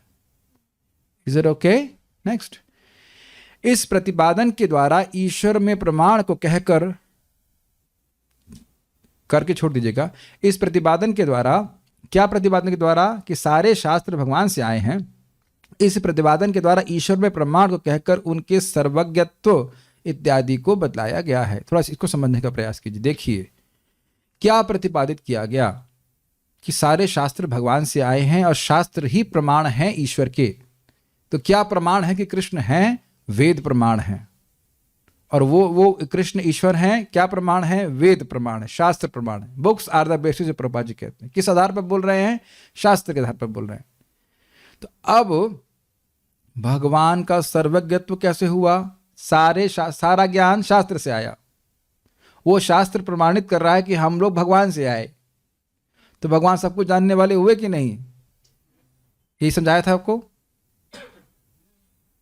इजी? हाँ। तो इससे भगवान के सर्वज्ञत्व को सूचित किया जा रहा है। सारे वेदों के कारण भगवान है, भगवान सब कुछ जानने वाले हैं। देवता भी श्री भगवान के अंगों से उत्पन्न होने के कारण उनसे भिन्न नहीं है। लोकाह अर्थात स्वर्ग आदि लोक भी भगवान के आनंद के अंश स्वरूप हैं। इसकी व्याख्या कर दी गई थी भी। जो भगवान का दिव्य आनंद है वही क्षण करके, थोड़ा थोड़ा करके आनंद यहाँ पे स्वर्ग में मिल रहा है। Nobody will give me a blank look. ये कब बताया प्रभु जी आपने? ये कब समझाया? कौन सी क्लास में समझाया? ये आज ही समझाया था कि नहीं? मुझे एकदम से मेरी इंट्यूटिव पावर कह रही है कि कुछ समझ में आने में कठिनाई आ रही है कि ओके नहीं है। ठीक, आगे बढ़ते हैं। अच्छा ठीक है। तो मेरे दाएं अंग जो हैं वो समझ रहे हैं और बाएं अंग का हमको पता नहीं, शायद आप लोग भी समझ ही रहे हैं, तो ये मान रहे हैं कि आप समझ रहे हैं। बहुत ईजी है, आगे बढ़ते हैं। You are too intelligent, you will understand all this things I assume. मखा अर्थात यज्ञ भगवान की प्राप्ति के साधन स्वरूप हैं। अब आप समझने का चाहिए कि देखिए अब ये थोड़ा सूक्ष्म बात है। वे सारे, ऐसा तो नहीं लग रहा है कि सब लोग भगवान विष्णु की उपासना कर रहे हैं, यज्ञ कर रहे हैं, वो कर रहे हैं। भाई देखो वो यज्ञ कर रहा है, बहुत बुरी बात है। भले ही वो उसको समझ में नहीं आ रहा है कि ये भगवान इसकी व्यवस्थापन करने वाले हैं, इसके फल को देने वाले हैं, लेकिन वो कर रहा है। करते करते करते करते करते करते धीरे धीरे वो शुद्ध होगा। आगे जाकर के जैसे चेतना शुद्ध होती चली जाएगी, भगवान व्यवस्था कराएंगे कि उसको मालूम चल जाइए। ये तो अब इसकी व्याख्या करने की हमें आवश्यकता नहीं है, हम कई बार समझा चुके हैं। वो गधा नंबर 1 भी है, लेकिन कम से कम यज्ञ कर रहा है। तमोगुण यज्ञ भी होते हैं कि नहीं? रजोगुण भी होते हैं। और वह लोग करते करते करते, पहले शुरुआत में बड़ा उनका उत्साह होता है, करते करते करते उनको समझ आता है हम सुखी तो नहीं हो रहे हैं। हमें लोगों ने बताया इस प्रकार से हम सुखी नहीं हो रहे। और फिर कहीं ना कहीं भगवान जब तो सोच रहा है कर रहा है किस गधे कुछ तो अकल दे दे, हम किसी ना किसी तरह से वो वैष्णवों की सेवा भी करवा देते हैं ऐसे लोगों से। भगवान बहुत बुद्धिमान है, भगवान हरि में भगवान हमेशा जीव का कल्याण करने में लगे पड़े रहते हैं, किसी तरह से कुछ लाभ मिल जाए। तो वो सारे यज्ञ जितने भी हैं वो सब भगवान की प्राप्ति के लिए हैं। इसको आप प्रथम स्कंद के दूसरे अध्याय के आखिरी श्लोकों में बताया गया है, मुमुक्षुवो घोर रूपान हित्वा भूतपति नथ। श्लोक देखेंगे, जो मुमुक्षु हैं, जो मोक्ष चाहते हैं, वह भगवान के घोर रूपों को त्याग देते हैं। वो देख रहे हैं कि जगत में अन्य जो रूप हैं देवताओं के, भी भगवान की अभिव्यक्ति हैं। जैसा कि हम सुन चुके हैं, अखिल सत्व मूर्तये, इस जगत में जो भी सत्व है वो भगवान की एक मूर्ति, भगवान से अलग नहीं है, चाहे सत्वगुणी हो, चाहे तमोगुणी हो, चाहे रजोगुणी हो। लेकिन जो व्यक्ति मुमुक्षु है, मोक्ष चाहता है, वह इन रूपों की पूजा नहीं करता। नारायण कलह शांता भजन्ते अनसूयवे, मुमुक्षवो घोर रूपान हित्वा भूतपति नतः नारायण कलह शांत भजन्ति ही अनसूयवः। प्रथम स्कंद दूसरा अध्याय 26वां श्लोक। जो मुमुक्षु हैं, जो मोक्ष चाहते हैं, दोबारा जगत में वापस नहीं आना चाहते हैं, वह भगवान के घोर रूपों को त्याग देते हैं। भूतपति, काल भैरव इत्यादि, वह भी भगवान से अलग नहीं है, लेकिन उनकी पूजा वह नहीं करते हैं। किसकी पूजा करते हैं? नारायण कलह शांता, भगवान नारायण की पूजा करते हैं। क्यों और कैसे करते हैं? भजन्ति अनसूयवः, वह दूसरों से द्वेष नहीं करते। अब जो तमोगुणी लोग हैं वो पूजा कर रहे हैं तो करें, क्योंकि उनका चित्त की ऐसी दशा है कि वैसे लोगों की पूजा करेंगे। आप देख लीजिएगा प्रथम स्कंद दूसरा अध्याय 26वां श्लोक। इसीलिए प्रथम स्कंद की ग्राउंडिंग बहुत जरूरी, स्पेशली दूसरा अध्याय, बड़े कंसेप्ट वहां बताए गए। तो जब पूरा भागवत कर लेंगे तो जिन्होंने नहीं पढ़ा है वो फिर सुबह की क्लास में आएंगे वो लोग, अगर सब लोग जिंदा रहे तब तक, तो सुबह क्लास में फिर से पढ़ाएंगे। मुझे पता है लोग दोबारा नहीं पढ़ने वाले हैं। हमको इतनी हंसी आ रही है, इतना मेहनत करके पढ़ा दिया गया है, फिर भी कहते हैं प्रभु जी क्या करें, पीडीएफ दी हुई है, ऑडियो है, वीडियो है, उसके बाद भी क्या करें, दिन कैसे काटे। अरे भाई कम से कम कुकिंग करते हुए सीखो से प्रथम स्कंद सुन लो, बहुत सीख जाएंगे। लेकिन अकल नहीं आती लोगों की, क्या करें। प्रथम स्कंद को अब जब आप पढ़ाएंगे तभी हम पढ़ेंगे। और मान लो मेरा देह छूट गया तब, या आपका किसी का छूट गया तब, जल्दी जल्दी सीखना चाहिए ना। और देखिए अगर आप मुझसे ये कहते हैं कि मैं स्वयं पढ़ लेता हूँ और फिर मैं अगर प्रश्न करना शुरू कर दूँ तो तीनों विकेट डाउन हो जाएंगे कि नहीं। आप देख ही रहे हैं, मैं कई खुद से कितना समझ में आता है, पढ़ करके किसी ने मेहनत करी है, उसका लाभ उठा सकते हैं। एक श्लोक को समझ लीजिए, पूरा जीवन चेंज हो जाएगा। एक श्लोक अहेतु की प्रतिहता, उसको ठीक से समझ लीजिए। एक श्लोक समझ लेंगे, पूरा जीवन रिफ्रेम कर देगा, अगर ठीक से समझ में आ जाएगा। शास्त्र इज नॉट लाइक कि आप गप गप खा लिया ऐसा करके, एक श्लोक ही पूरा जीवन चेंज कर देगा। एक श्लोक, वन श्लोक का तो थोड़ा समझने का, अपने से भी कुछ प्रयास करना चाहिए सीखने का, तो व्यक्ति सीख लेगा। हाँ, डांटना भी मेरा कर्तव्य है। 2023 में मैं चेंज नहीं हुआ हूं, बस the same person.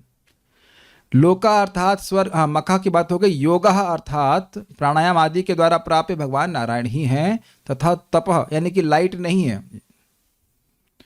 Lal light या पीली या नीली रोशनी का ये प्राणायाम आदि का उद्देश्य नहीं है। और केवल डायबिटीज को ठीक करना ये प्राणायाम का उद्देश्य नहीं है। चित्त की एकाग्रता होती है, प्राण ठीक होते हैं तो उससे व्यक्ति भगवान में अपने मन को लगा पाता है। तपः अर्थात चित्त की एकाग्रता, ये बहुत इंटरेस्टिंग है। उसके द्वारा भगवान नारायण ही प्राप्त हैं, अर्थात चित्त को एकाग्र किया, सब जगह से हटाया और कहाँ लगाया? भगवान में लगाया। भगवद गीता में दूसरे अध्याय में क्या पढ़े थे हम लोग? सर्वाणि इंद्रियाणि संयम युक्त आसीत मत्परः वश यस्य इंद्रियाणि तस्य प्रज्ञा प्रतिष्ठितः। बिल्कुल स्पष्ट बताया गया है वहां पे। सारी इंद्रियों को संयमित किया, तपस्या है कि नहीं? तप का मतलब ही है कि इंद्रियों का संयम करके चित्त को एकाग्र करना। ऐसा नहीं कि इंद्रियां सब जगह जा रही हैं और हमारा चित्त फिक्स्ड है। ये भी उल्लू बनाते हैं लोग। सिगरेट पी रहे हैं, हम इसको तमोगुण में नहीं मानते। इंद्रियां तुम्हारी जा रही हैं, भोगों में जा रही हैं, खूब अच्छे से प्रवृत्त हो, क्योंकि हमारा मन संयमित हो जाएगा। ऐसे कैसे हो जाएगा भाई? इंद्रियों को संयमित करना, मन को संयमित करना, ये तपस्या है। बहुत अच्छी बातें हैं, ये बहुत अच्छी बातें हैं अगर आप इस अर्थ को समझे। तप का मतलब ही है चित्त की एकाग्रता। तप का मतलब ये सब नहीं है जो गला फाड़ लिया या उल्टे टंग गए, नाखून बढ़ा लिया, तो नाखून बढ़ाने से एक चित्त की एकाग्रता आ जाएगी। मैं इसलिए बोल रहा हूं कि भक्तों को कभी भी इस प्रकार की तपस्या को अप्रिशिएट नहीं करना चाहिए। कोई भी व्यक्ति तप कर रहा है तो क्या वह चित्त को भगवान में एकाग्र कर रहा है? अगर कर रहा है तो सम्माननीय है, और नहीं तो फिर उसकी कुछ तपस्या का वैल्यू नहीं है। देखो, आप लोग रोज तपस्या करते ही हो, नहीं खाते हैं 16 माला से पहले, मैं समझता हूं सभी लोग ऐसा करते हैं। और आपने देखा है इसका कारण क्या है? आप जानते हो कि जैसे ही खाना खा लेते हैं फिर अब जब में मन लगता नहीं है। ऐसा है, ये मैं आपको लोग को अनुभव होता है कि नहीं? तो आप भी कुछ तप कर रहे हैं और उसका एकदम स्पष्ट प्रयोजन है कि चित्त मेरा एकाग्र हो। Do you agree? सुबह उठते हैं और आप देखेंगे कि हाँ भाई सत्वगुण का समय रहता है तो चित्त भगवान में आसानी से लगता है। तो उस तपस्या का प्रयोजन चित्त की एकाग्रता है। एकदम एक शब्द हमारे जीवन को चेंज कर देगा। फालतू की तपस्या नहीं करना है। हम कुछ भक्तों को बोल रहे थे ठंड में स्वेटर नहीं पहन के आएंगे तो उससे चित्त एकाग्र होता है। स्वेटर नहीं पहना है तो अब डांटने का हो जाता है क्या? तो ये इससे क्या फायदा हुआ बताइए? इससे कोई फायदा नहीं हुआ। इसलिए समझना चाहिए जो आवश्यक हो, आपके चित्त एकाग्र रहे, ये तपस्या है। बहुत सिंपल प्रभात से कहते हैं जो गुरु ने बोला है वह करना तपस्या है। ओ ये तो बहुत ज्यादा तपस्या है, दूसरे की बात माने ये तो टू मच है। उल्टा खड़ा हो जाएंगे, शीर्षासन कर लेंगे, लेकिन हम ये नहीं मानेंगे। ठीक है, तो चित्त की एकाग्रता के द्वारा भगवान नारायण ही प्राप्त हैं, और इसको हम लोगों ने चैप्टर 4 में सुन चुके हैं। यदंग्रभी ध्यान समाधि धौतया धियानुपश्यन्ति हि तत्त्वमात्मनः वदन् यो यथार्चम वंदे भगवान प्रसीदताम। तो वो भगवान तो उन लोगों को समझ में आ जाते हैं जिनकी बुद्धि भगवान के चरण में ध्यान से शुद्ध हो गई। और बाकी लोग तो अपनी रुचि के अनुसार भगवान का वर्णन करते हैं। तो उनका मन भगवान में लगा ना? बिल्कुल नहीं लगा, नहीं समझ पाए वो।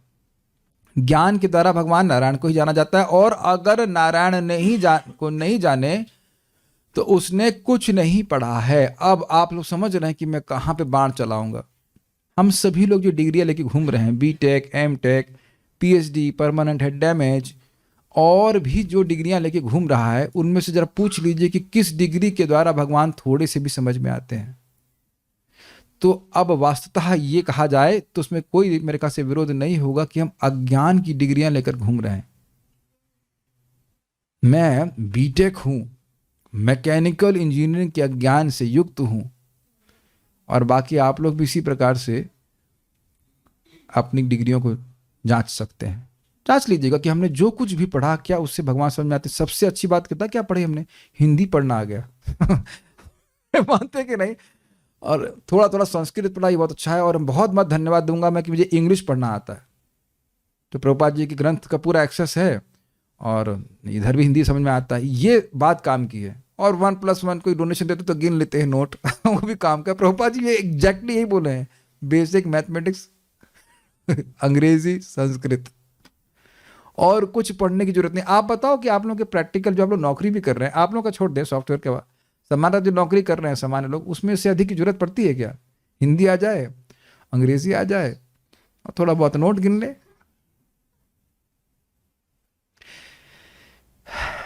देखिए हो क्या रहा है कि हम दूसरों को करता हुआ देख रहे हैं, इसलिए करने लग जाते हैं। इसीलिए भक्तों के समाज में रहना चाहिए। भक्तों को भजन करते हुए देखेंगे तो हम लोग भी भजन करने लग जाएंगे। देखने का बड़ा प्रभाव होता है। एकदम टोटल अज्ञान ही इकट्ठा कर रहे हैं। ब्राह्मण लोग कभी बीटेक नहीं करते थे। करते थे? कभी नहीं करते थे। मैं बता रहा हूं ना कि उन्होंने 4 साल बिल्कुल वेस्ट किए हैं। भले ही उसका वो लोग बाहर के जगत में लोग बोलते हैं आईटी कानपुर से बीटेक है, ये है वो फलाना करना, लेकिन उस पढ़ाई का कोई प्रयोजन नहीं है। अब तो वैसे भी कोई प्रयोजन नहीं है, लेकिन ठीक है। तो ज्ञान के द्वारा भगवान नारायण को ही जाना जाता है। शिक्षा वही शिक्षा है जिसके द्वारा व्यक्ति जन्म मृत्यु के चक्र से बाहर निकलने की शिक्षा को प्राप्त करे, और वो भगवान नारायण की शरणागति के बिना नहीं हो सकता है। आगे पढ़ लेते हैं। भगवान की प्राप्ति रूपी फल को ही गति कहते हैं। भगवान प्राप्त हो गए वो फल है, बाकी सब सड़े हुए फल हैं जो सड़ जाएंगे, सही सुनो। अग्रीड? आप लोग बुद्धिमान हैं, इसी कमेंट से समझ जाएंगे। इस तरह से सब कुछ भगवान के ही अधीन है, इस अर्थ का प्रतिपादन किया गया। तात्पर्य प्रभुपाद जी का, सभी के अधिष्ठान भगवान है, इसी को और प्रतिपादित और क्लियर किया गया। तात्पर्य, वेदांत सूत्र शास्त्र योनित्वात के अनुसार परमेश्वर समस्त शास्त्रों की रचयिता है। मैं पढ़ता जाऊंगा, आप लोगों को समझ में आता जाएगा। और सारे शास्त्र उन्हीं परमेश्वर को जानने के लिए हैं। वेद का अर्थ है भगवान विषय ज्ञान। वेदों की रचना बद्ध जीव की विस्मृत चेतना को जागृत करने के लिए हुई है, और ऐसा साहित्य जो इस चेतना को जागृत करने वाला नहीं होता वह नारायण परा भक्तों द्वारा त्याज्य है। ये एक बहुत सुंदर लाइन है, इसलिए विशेष प्रयोजन के कारण इसको हाईलाइट किया गया है। विस्मृत चेतना को जागृत करना, इनको पहचान रहे हैं? कौन है? अरे यही तुम्हारे पिता हैं। तो जब कई बार व्यक्ति सुनने लगता है तब समझता है अच्छा ये मेरे पिता हैं, यही तो कर रहे हैं ना। बोलो, आपका नाम था क्या? खुशी। हाँ हमारे आपकी माँ बोलती ना खुशी, बोलो पापा पापा पापा समझ रहा है? तो वेद रूपी माँ बोल रही हैं, बोलो पापा पापा पापा पापा करके बोलते ना। तो बोलते सुनते सुनते बोलते बोलते समझ आता हाँ ये पापा है, नहीं तो कैसे जानेंगे पापा है? बताइए। Got it? आगे जाके देखो, स्पेशली लड़कियां बच्चों अपने पिता से बहुत आसक्त होती हैं, जनरली ऐसे देखा जाता है। तो बोलते बोलते होता है ना, जबकि देखा जाए तो एक मतलब व्यवहार में तो चल रहा है, लेकिन देखा है तो झूठी है। न जायते मृते व कदाचित, लेकिन सुन करके बोल बोल करके बड़ी जागृति रहती, सहज जागृति रहती कि मेरे पिता की सेवा करनी है। अरे यहाँ पे भी जब शादी हो जाती तो बोल बोल करके सुनिए सुनिए, ए जी वे जी जो भी करता हो, मन बोल रही पाजी पाजी ए जी वो जी जो भी करते प्रभु जी, बार बार बोल बोल कर संबंध जागृत रहता है कि नहीं? वो भी इधर से बोलता रहा सुनती हो नहीं, मन बोलती नहीं सुनती तो नहीं हूँ लेकिन सुनती हो ए जी वे जी करता रहता, बोल बोल के यहाँ जागृत रहता है कि नहीं? ये बात है। कल आए थे ना आपके मित्र, आज सुबह आए थे, कल सुबह मिलाने आए थे। हम बिल्कुल नहीं पहचान रहे थे कब मिला क्या हुआ। लोग याद करा रहे हैं, याद करो जीव ही कौन है कुछ याद ही नहीं आ रहा कौन था कहाँ था। हमने कहा हाँ ठीक है याद आ गया ठीक है। दिख ही नहीं रहा है व्यक्ति तो कैसे याद आएगा? विस्मृत चेतना को जागृत करने के लिए तो मैं ये बहुत प्रैक्टिकल है। देख लीजिए शाम के समय अगर आप ये प्रभुपाद जी ग्रंथ सुनते हैं, पढ़ते हैं, ओह मैं कृष्ण का दास हूं, मुझे कृष्ण की सेवा करनी है। इसलिए ये शास्त्र बोल रहा है प्रातः साया प्रातः गृहण भक्त्या दुख ग्रामा विमुच्यते। गृहस्थों को ये उनसे उम्मीद नहीं की जा रही कि दिन भर बैठ के भागवत पढ़ेंगे, ऐसा हो ही नहीं सकता है। लेकिन सुबह और शाम, और एटलीस्ट कम से कम शाम, भाई सुबह भी भागना पड़ रहा है आजकल, कम से कम शाम को भगवान के बारे में सुनेंगे। जो लोग नहीं सुनते वो बस सुबह बहाने मारते रहते हैं, हम देर तक रात में जगे, ये हुआ वो हुआ, ऐसा हुआ वैसा हुआ, हम सुबह इसलिए नहीं उठ पाए। They are not simply aware of their relationship with Krishna. मैं सभी भक्तों से अनुभव पूछना चाहूंगा, देखिए जो लोग नियमित रूप से भागवत सुन रहे हैं, जप कर रहे हैं, क्या उसी प्रकार से मोहित हैं जैसे पहले जी रहे थे? Is it not? प्रैक्टिकल देखिए, एकदम जागृत रहते हैं व्यक्ति, एनर्जाइज्ड रहता है कि नहीं मुझे भगवान की सेवा करनी, मुझे भगवान की सेवा करनी, मुझे भगवान की सेवा करनी। मैं समझ रहा हूं कि ये विमोह जो नष्ट हुआ इसकी अनुभूति सब लोग करते हैं। Nobody can be a gross sense gratifier कि एकदम भूल करके कर ले। ये बहुत बड़ा प्रभाव है वेदों का। माया मुग्ध जीव नाही स्वतः कृष्ण ज्ञान, जीव कृपा कैले कृष्ण वेद पुराण। माया से मुग्ध जीव अपने को नहीं समझ रहा है, अपने से नहीं समझ जाएगा वो, इसलिए वेदों की रचना की गई और बार बार सुनना चाहिए। सुनेगा तो जागृत रहेगा, एनर्जाइज ऊर्जान्वित रहेगा। हाँ, मैं अपने संबंध के बारे में जो भगवान से, इस पे बहुत सुंदर टीका मैं पढ़ रहा था इसी की शास्त्र योनित्वाद पे। कोई प्रश्न उठाएगा, भाई कुछ शास्त्र बोले ना करने के लिए तब तो कुछ काम का है, ये भगवान के गुणों को सुनने से क्या लाभ होगा? एक प्रश्न उठा सकते हैं। अब लोग भगवान शास्त्र के द्वारा जानने जाते हैं तो उनको जान के क्या मिलने वाला है? तो उस पर बलदेव विद्याभूषण पाद बड़ा सुंदर कहते हैं कि मान लो कोई कहे अरे यहाँ सांप नहीं है तो क्या आपका भय नहीं चला जाएगा? यहाँ खजाना है तो सुनने मात्र से आपका सुख नहीं मिलेगा। कितना सुंदर बात बोल रहा है कि नहीं? तो भगवान महान हैं, महान ईश्वर हैं, परमेश्वर हैं, और आपके वो स्वामी हैं, आपके रक्षक है। सुनने से क्या जीव को प्रेरणा नहीं मिलेगी भगवान की सेवा करने के लिए? यही बात बोले जा रहे हैं। चेतना को जागृत करने का एक स्वतः सामर्थ्य है वेद का, भागवत का। क्या क्या अर्थ लगते हैं ना, कितना अच्छा लगते हैं, बड़ा टेस्टी है। मतलब बहुत ही टेस्टी है श्रीमद् भागवतम। जिन ग्रंथों का लक्ष्य नारायण नहीं होता, ऐसे भ्रामक ग्रंथ ज्ञान नहीं है, अपितु उन कौवों के क्रीड़ा स्थल हैं जो विश्व भर का जूठन खाने में रुचि रखते हैं। क्या श्लोक है वो? तद वायुसम तीर्थम उशंति मानस, भूल रहा, न यत्र हंसा निर्मंत शिक्षया। तो कौवों की जूठन का मतलब क्या होगा? चावल दाल नहीं होता है, उस जहां सड़ा हुआ मांस गंदा स्थान होता है वही उसी को खा कर लेते हैं। और अब कौवों की जूठन, वाह दैट्स एन अमेजिंग थिंग। क्या खा रहे हैं हम? कौवों की जूठन खा रहे हैं। ओह, तो बड़े आप योग्य व्यक्ति होंगे। तो इस प्रकार से बोला गया है। इसकी व्याख्या करने की जरूरत नहीं है, बस जो लोग अभी समझ लीजिए कौवों और हंस की टेस्ट में अंतर बहुत हो जाएगा। आज मैं जब लौट रहा था मंदिर से तो एक व्यक्ति हाथ में ऐसे अखबार पकड़े हुए थे और ऐसे अखबार से पढ़ रहे थे। या देखा आजकल लोग खड़े होकर पढ़ते हैं ऐसे, और फिर ऐसे नीचे क्या हरे कृष्ण प्रभु जी, हरे कृष्णा। फिर हम लोग कुछ बोला मैं कुछ बोला नहीं, ठीक है कौवा हरे कृष्णा बोल रहा है। विद ऑल ड्यू रेस्पेक्ट, धाम में रह रहे, लेकिन अखबार पढ़ने क्या मतलब हुआ? अखबार पढ़ना मतलब कौवे का जूठन खाना। उसमें सारी वस्तुएं केवल डेड हैं, कोई आत्मा का प्रकाश नहीं प्राप्त होता। तो प्रभात भाई बोल रहे हैं कि हाँ, एक मिनट, अखबार के बारे में नहीं बोल रहे हैं, क्षमा कीजिएगा, ग्रंथों के बारे में बोल रहे हैं। अब दिस इज प्रीटी हैवी। जिस ग्रंथ से भगवान नारायण समझ नहीं आ रहे, वो ग्रंथ कौवों का स्थान है, कौवों के क्रीड़ा स्थल है। कौवे वहां पे डांस करते हैं। क्या क्रीड़ा मतलब समझ रहे? तद वायसम तीर्थ, तीर्थ मतलब हमको बहुत पवित्र करने वाला स्थान है। वो बहुत उपाध्याय बुद्धि होती, बहुत अच्छा है, आदर बुद्धि होती, बहुत अच्छा है, होता ना तीर्थ। तो कौवे कहाँ इकट्ठे होते हैं? कहाँ कोई पशु मर गया, उसकी अतड़ियां बाहर आ गई, आओ आओ, वो तो बड़ा अच्छा था, क्यों आए, कहाँ क्यों आए, कहाँ हुआ, क्या हुआ, क्या हुआ, क्या हुआ, अरे ये जानवर मर गया, आप खाएं इसको, कहाँ आओ आओ, ऐसा करते हैं कि नहीं? ऐसे ही बड़े उत्साह से लोग अखबार छापते हैं, breaking news, breaking news, breaking news. लेकिन अज्ञान ब्रेक नहीं होता है, it's all old old old. कई बार लोग ऐसे पढ़ते हैं, थोड़ा अखबार पढ़ने में क्या दिक्कत है? तो वही बात है ना कि जानवर मर गया, सड़ गया है, उसका मांस सड़ रहा है, थोड़ा सा खाने में क्या दिक्कत है? सब्जी कम हो गई तो इसी को ले आते हैं, है कि नहीं? ऐसे सोचते हैं कि व्यक्ति के आज रोटी बनी नहीं, ओ अच्छा ठीक है रोटी बनी है, सब्जी नहीं बनी, ठीक है, वो सड़ा हुआ कुत्ता जो मर गया वही लाकर इसे खा लेंगे। खाएंगे कभी? हम जानबूझकर कैसी बात बोल रहे कि घिन आ जाए। उसी प्रकार से दुनिया की बात सुनने का मतलब है ऐसे घिन आना चाहिए, बिल्कुल नहीं सुनना चाहिए। और पता नहीं कभी भक्त लोग भी बाहर की चर्चा करने लग जाते हैं, पढ़ने लग जाते हैं, अगर वो फिर जो सुने रहते हैं वो क्लास में भी आना शुरू हो जाता है। बहुत खराब है, वो नहीं पढ़ना चाहिए। ज्ञान विज्ञान या कला के लिए के किसी भी ग्रंथ से नारायण का ज्ञान होना चाहिए, अन्यथा वह त्यागने योग्य है। तो कुछ लोगों को पढ़ने का मन नहीं हो रहा है, तो आप सही पथ पे हैं, ठीक है बेटा। कोई कुछ भी बोले, प्रभुपाद जी, बाबा जी, दादाजी यही बोल रहे हैं, आपके दादाजी हुए ना? हाँ दादाजी, पर दादा नहीं, दादा हुए ना, गुरु महाराज के शिष्य है ना, सॉरी गुरु जी है ना प्रभुपाद। दादाजी बोल रहे हैं कि कोई भी ग्रंथ अब जो भगवान नारायण को न जानने के लिए हो तो वह त्याग। ग्रंथ की बात कर रहे हैं, अब सड़ियल किताबों की तो बात छोड़ ही दीजिए।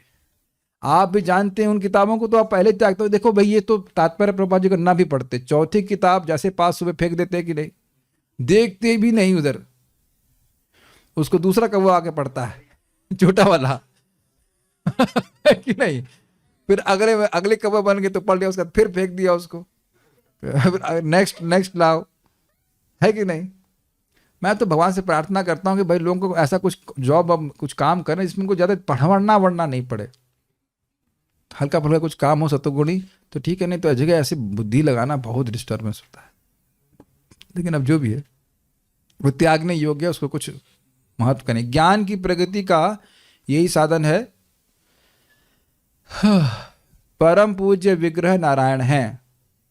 पूजन के लिए देवताओं को नारायण से गौण स्थान प्रदान किया जाता है, क्योंकि देवता तो विश्व के कार्यों की व्यवस्था में सहायक होते हैं। प्रभुपाद जी का तात्पर्य बड़ा स्पष्ट है, पढ़ने से समझ आ जाएगा। जिस तरह किसी राज्य के अधिकारियों का आदर इसलिए होता है क्योंकि राजा से उनका संबंध होता है, उसी तरह देवताओं की पूजा भगवान के साथ उनके संबंध के कारण होती है। भगवान से संबंध न होने पर देवताओं की पूजा अनुचित है, अविधि पूर्वकम। ठीक उसी प्रकार जिस प्रकार की जड़ को न सींच कर वृक्ष की पत्तियों तथा टहनियों को सींचना। अतएव सारे देवता भी नारायण पर आश्रित रहते हैं। बड़ा स्पष्ट है कि देवता की पूजा अगर कोई कर रहा है, ये समझ से हुए कि नारायण के अंग हैं, तो ठीक है।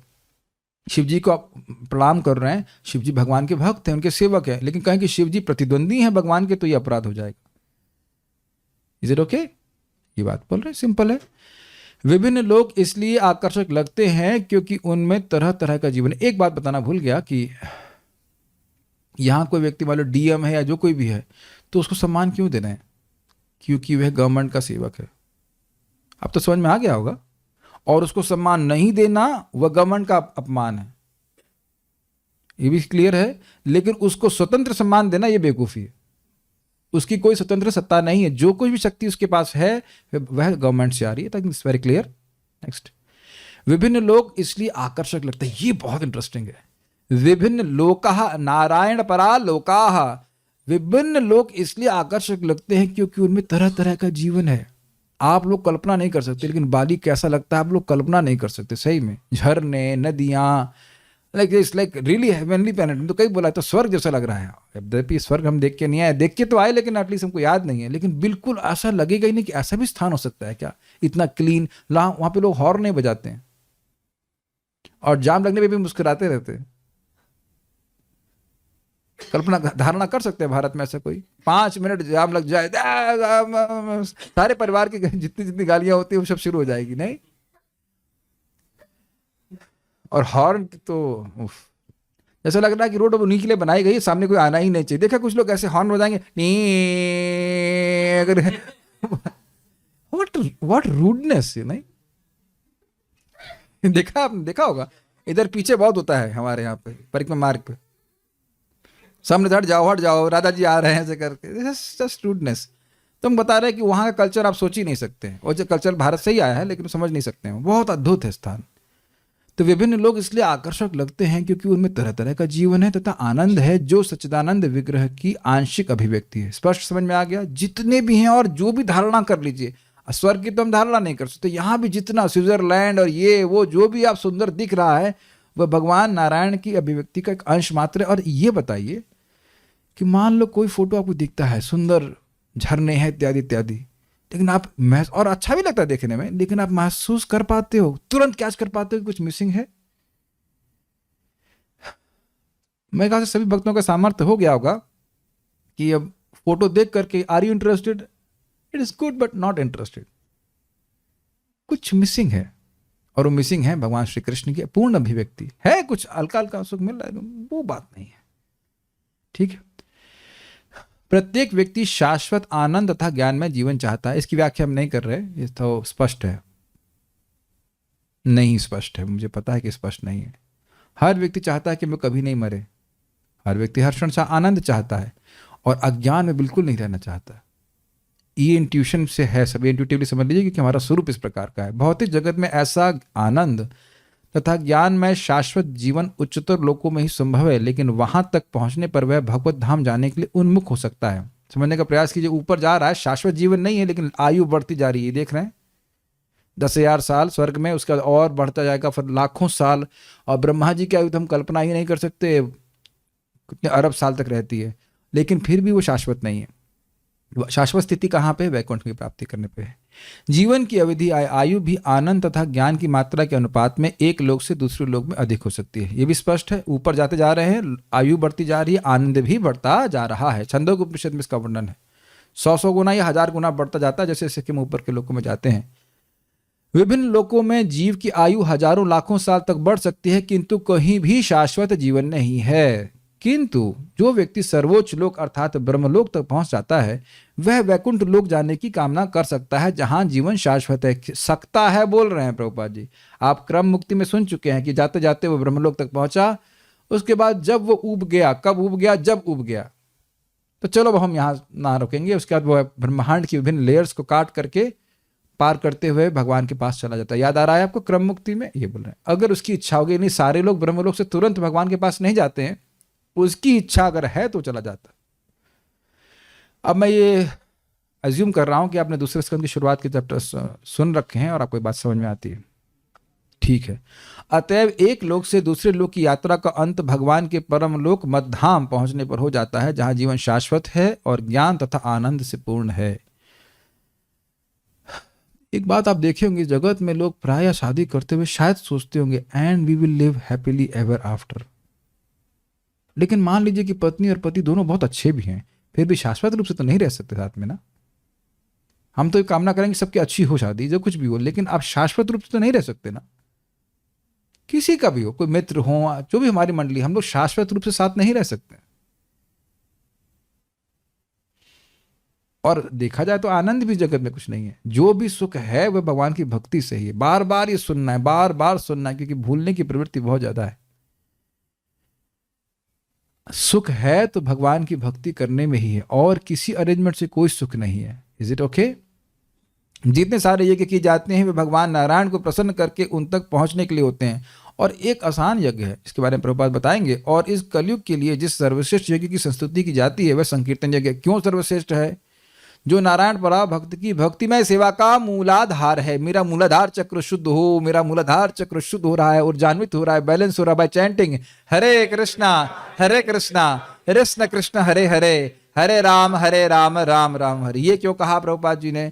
सुबह चैंटिंग हो गई ना आपके मूल के रूप में, वो मूल अपने आधार डिसबैलेंस किया तो अब पूरी जो बिल्डिंग है वो हिल जाएगी। ये बिल्डिंग आराम से पक्की बनी हुई कि इसकी नींव स्ट्रांग है। तो जो सुबह भक्त जब ठीक से नहीं करता या जब पूरा नहीं करता तो वो बिल्डिंग पहले बना रहा है और नींव बाद में डाल रहा है। काफी इंटरेस्टिंग है। नींव ऊपर, बिल्डिंग नीचे। काफी अच्छा है ना। ये दृष्टांत तो समझ में नहीं आ रहा है, नहीं समझ में आने के लिए बोला जा रहा है। बिल्डिंग नीचे और नींव ऊपर। ऐसा देखा कहीं आपने? ऐसा तो कहीं नहीं देखा। पहले नींव एकदम पक्की कर लेते, पानी वानी डालकर सॉलिड कर लेते, उसके बाद बनाते हैं ना। और प्राय देखेंगे नींव जो है वो 14 इंच की होती है। मैं समझता हूँ, गलत नहीं बोल रहा हूँ। दीवार बनाते हैं जो 14 इंच की बनाते हैं, स्ट्रॉन्ग, ताकि उस पर आप ऊंची दीवार बना लें। कंस्ट्रक्शन भी नहीं जानते हैं। 10-12 की तो होती है, लेकिन जो रियली होता है वो 14। हम लोग तो 14 बनवाते थे, खूब स्ट्रांग रहे ताकि ऊपर आपको 3 माला 4 माला तक पहुंचा सके, ऊपर का प्रेशर सहन कर सके। तो आप ये लोग कहते कहते मैं शायद जो भी है परम गति को प्राप्त कर जाऊंगा, लेकिन कुछ न कुछ समझ में बिल्कुल नहीं आती बात कि सुबह जब आप जब करेंगे उसका प्रभाव दिन में कैसे पड़ेगा। वो तो दिखता नहीं है, दिखता तो है नहीं। दिखा आपको हमारा जब हमने कैसे किया, या ये जो भी नहीं किया कौन जान रहा है कि नहीं? मालूम है मैं ऐसे कर रहा हूँ तो क्या मालूम चलेगा? मान लो जूम में मैं आपको उठा हुआ दिख भी गया, तो बेवकूफ कुछ भी बोल रहे हैं, क्या बोल रहे हैं कौन जान रहा है कि नहीं? लेकिन अगर व्यक्ति ईमानदारी से भजन कर रहा है तो देखेगा कि जीवन में बहुत प्रसन्नता आ रही है। प्रभुपाद जी बड़ा स्पष्ट कह रहे हैं, your life will be Sublime, your life will be Sublime. कार्य करते रहिए अपना, लेकिन आपका जीवन में देखेंगे बहुत शांति आ जाती। तो बहुत अच्छा यहाँ पे देख रहे हैं। अच्छा, दूसरी इंटरेस्टिंग बात है, इस हरे कृष्ण मंत्र के द्वारा हम भगवान तक पहुंच नहीं रहे हैं, भगवान हम तक पहुंच गए हैं। हरे कृष्णा कृष्ण कृष्ण हरे हरे, हरे राम राम राम हरे हरे। कहाँ है भगवान? जी पे ही आगे बैठे हुए हैं। ऐसा नहीं कि भगवान मिलेंगे ये वो। महाराज बड़ा अच्छा बोलते हैं, अभी इंद्रियों में आ रहे हैं, फिर आपके सामने भी आ जाएंगे। और भगवान नहीं दिख रहे हैं कल, क्या भगवान विग्रह के रूप में भी दिख रहे हैं? कहाँ भगवान नहीं दिख रहे है कि नहीं? आप लोग के विग्रह है, भगवान मंदिर में बैठे हुए हैं, भागवत के रूप में, भक्तों के रूप में भी हैं, सपने में भी आ सकते हैं। ये तो अच्छा चीज है, अगर सपने में लग जाए तो अच्छा है, गुड, आ जाते हैं। तात्पर्य देखिए, 16 का भी तात्पर्य देखें, उसके बाद भगवान आपको एक बहुत सुंदर रूप में दर्शन देंगे, खुशबूदार। ध्यान योग की 2 पद्धतियां हैं, अष्टांग योग तथा सांख्य योग। लेकिन एक दिक्कत है कि यहाँ प्रसाद की जो खुशबू है जूम पे नहीं आएगी, ये तो नहीं आएगी, लेकिन अब जो भी है जैसा लिमिटेशन है। ध्यान योग की 2 पद्धतियां हैं, अष्टांग योग तथा सांख्य योग। अष्टांग योग मन को एकाग्र करने का अभ्यास है, जिसमें ध्यान, धारणा, आसन, प्राणायाम आदि की विधियों से अपने को समस्त व्यस्तताओं से मुक्त कर लिया जाता है। मन फंसा हुआ है जगह, उसे खींच करके भगवान में लगाया जाता है। सांख्य योग क्षणिक और सत्य का अंतर बताने वाला है, क्या आत्मा है क्या अनात्मा है। भगवद गीता 2.12 to 30 है ना, नहीं 26, 2.12 to 2.26 तक आप पढ़ेंगे, वहां भगवान सांख्य का उपदेश दे रहे हैं। पढ़ लीजिएगा, वहां बताते हैं कि आत्मा को काटा नहीं जा सकता, सुखाया नहीं जा सकता इत्यादि। सांख्य योग क्षणिक और सत्य का अंतर बताने वाला है, लेकिन दोनों ही पद्धतियां अंततो गत्वा निर्विशेष ब्रह्म की अनुभूति के लिए हैं, जो भगवान नारायण की आंशिक अभिव्यक्तियां हैं। क्या? ज्ञान योग और ध्यान योग।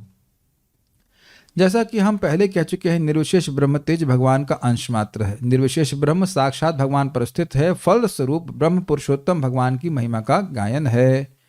इसकी पुष्टि भगवद गीता तथा मत्स्य पुराण दोनों से होती है। भगवद गीता में क्या बोल रहे हैं? ब्रह्मणो ही प्रतिष्ठा हम अमृतस्य अव्ययस्य च, ब्रह्म की प्रतिष्ठा मैं ही हूं। व्याख्या हो चुकी है पहले ही। गति शब्द चरम गंतव्य या मोक्ष की अंतिम स्थिति का सूचक है। थोड़ा समझ में नहीं आया होगा। देखिए, सांख्य वह भगवान की प्राप्ति नहीं करा सकता है, केवल ब्रह्म की प्राप्ति कराता है, लेकिन उसमें भी भगवान की भक्ति सम्मिलित होगी तब अनुभूति होगी। लेकिन ब्रह्म भगवान से अलग नहीं है, ये समझना होगा। भगवान की तरफ ही लेके जा रहा है और आगे जाकर वो भक्तों का संग करेगा, भक्ति करेगा, तब उससे भगवान की अनुभूति होती है। ये तो आप लोग समझते ही योगा लैडर के बारे में। गति शब्द चरम गंतव्य मोक्ष की अंतिम सूची का सूचक है, लास्ट डेस्टिनेशन। निर्विशेष ब्रह्म ज्योति से तादात में चरम मोक्ष नहीं है, इससे तो श्रेष्ठ है अनंत लोकों में से किसी एक में भगवान की भव्य संगति, ग्रैंड एसोसिएशन। जब आप भगवान के पास पहुंचेंगे तो भगवान क्या बोलेंगे? आ गया, मर रहा था ना कलयुग, सॉरी भौतिक मटेरियल वर्ल्ड में, कैदी। ऐसा नहीं बोलते। स्वागतम स्वागतम हो, आप आ गए, आप, मैं कब से आपकी प्रतीक्षा कर रहा था। ये ऐसे ही बोलेंगे भगवान। आपको कैसे पता? बृहद भागवत में। क्या सच लिखा है? क्या सच में भगवान मेरे लिए वेट कर रहे हैं? जी हाँ, और कोई जगत में वेट नहीं कर रहा है, लेकिन भगवान जरूर वेट कर रहे हैं। एक बहुत ही स्वीट बात है। आप में से कितने लोगों का उत्साह होता है कि भगवान के लिए कुछ बनाए, भगवान के लिए खाने के लिए? ओके, होता है। This is very good. हमारे महाराज समझा रहे थे कि कृष्ण, एक एग्जाम्पल में सेवा का ले रहा हूं, कि कृष्ण, अगर आपका आग्रह है कृष्ण को देने का, तो कृष्ण का भी आग्रह होता है उसको लेने का। वैसे ही यद्यपि भगवान की सेवा में लक्ष्मियां लगी हुई, जैसे कि आप देखो ना, सुदामा का था ना, कितने आग्रह से वो पोटली बना करके अपनी गंदी सी धोती में बांध कर करके लेके गए, and Krishna was very eager to have it. यही भक्ति है। और शुरुआत में नहीं समझ में आता, लेकिन आप करते करते ना, अरे उनको भूख लग रही होगी, मैं सुबह नहीं कुछ दूंगा तो कैसे चलेगा, पानी दीजिए, ये दीजिए, वो आपको शुरुआत में नहीं समझ आता। जब सेवा करने लग जाएंगे तो आप देखेंगे प्रेम जागृत होने लगता है। This is very very nice. या जैसे मान लीजिए कहेंगे हम कुछ आग्रह भक्त का है, हम प्रवचन करेंगे आग्रह का, तो कृष्ण भी उस प्रवचन को सुनने के लिए आते हैं। Make sense? To glorify Krishna, आहूत एवं इत्यादि। अतएव निष्कर्ष निकलता है कि नारायण भगवान या भगवान सभी प्रकार की योग पद्धतियों तथा सभी प्रकार के मोक्ष के चरम लक्ष्य हैं। तो यानी नारायण सभी के अधिष्ठान, इस बात का प्रतिपादन हुआ। यहां रुक जाते हैं। प्रश्न कोई है कि नहीं? प्रश्न नहीं है, ठीक है, कोई प्रश्न नहीं। So will stop here. Shrimad Bhagavatam की जय, श्रील प्रभुपाद की जय, ताई गौर प्रेमानंदे।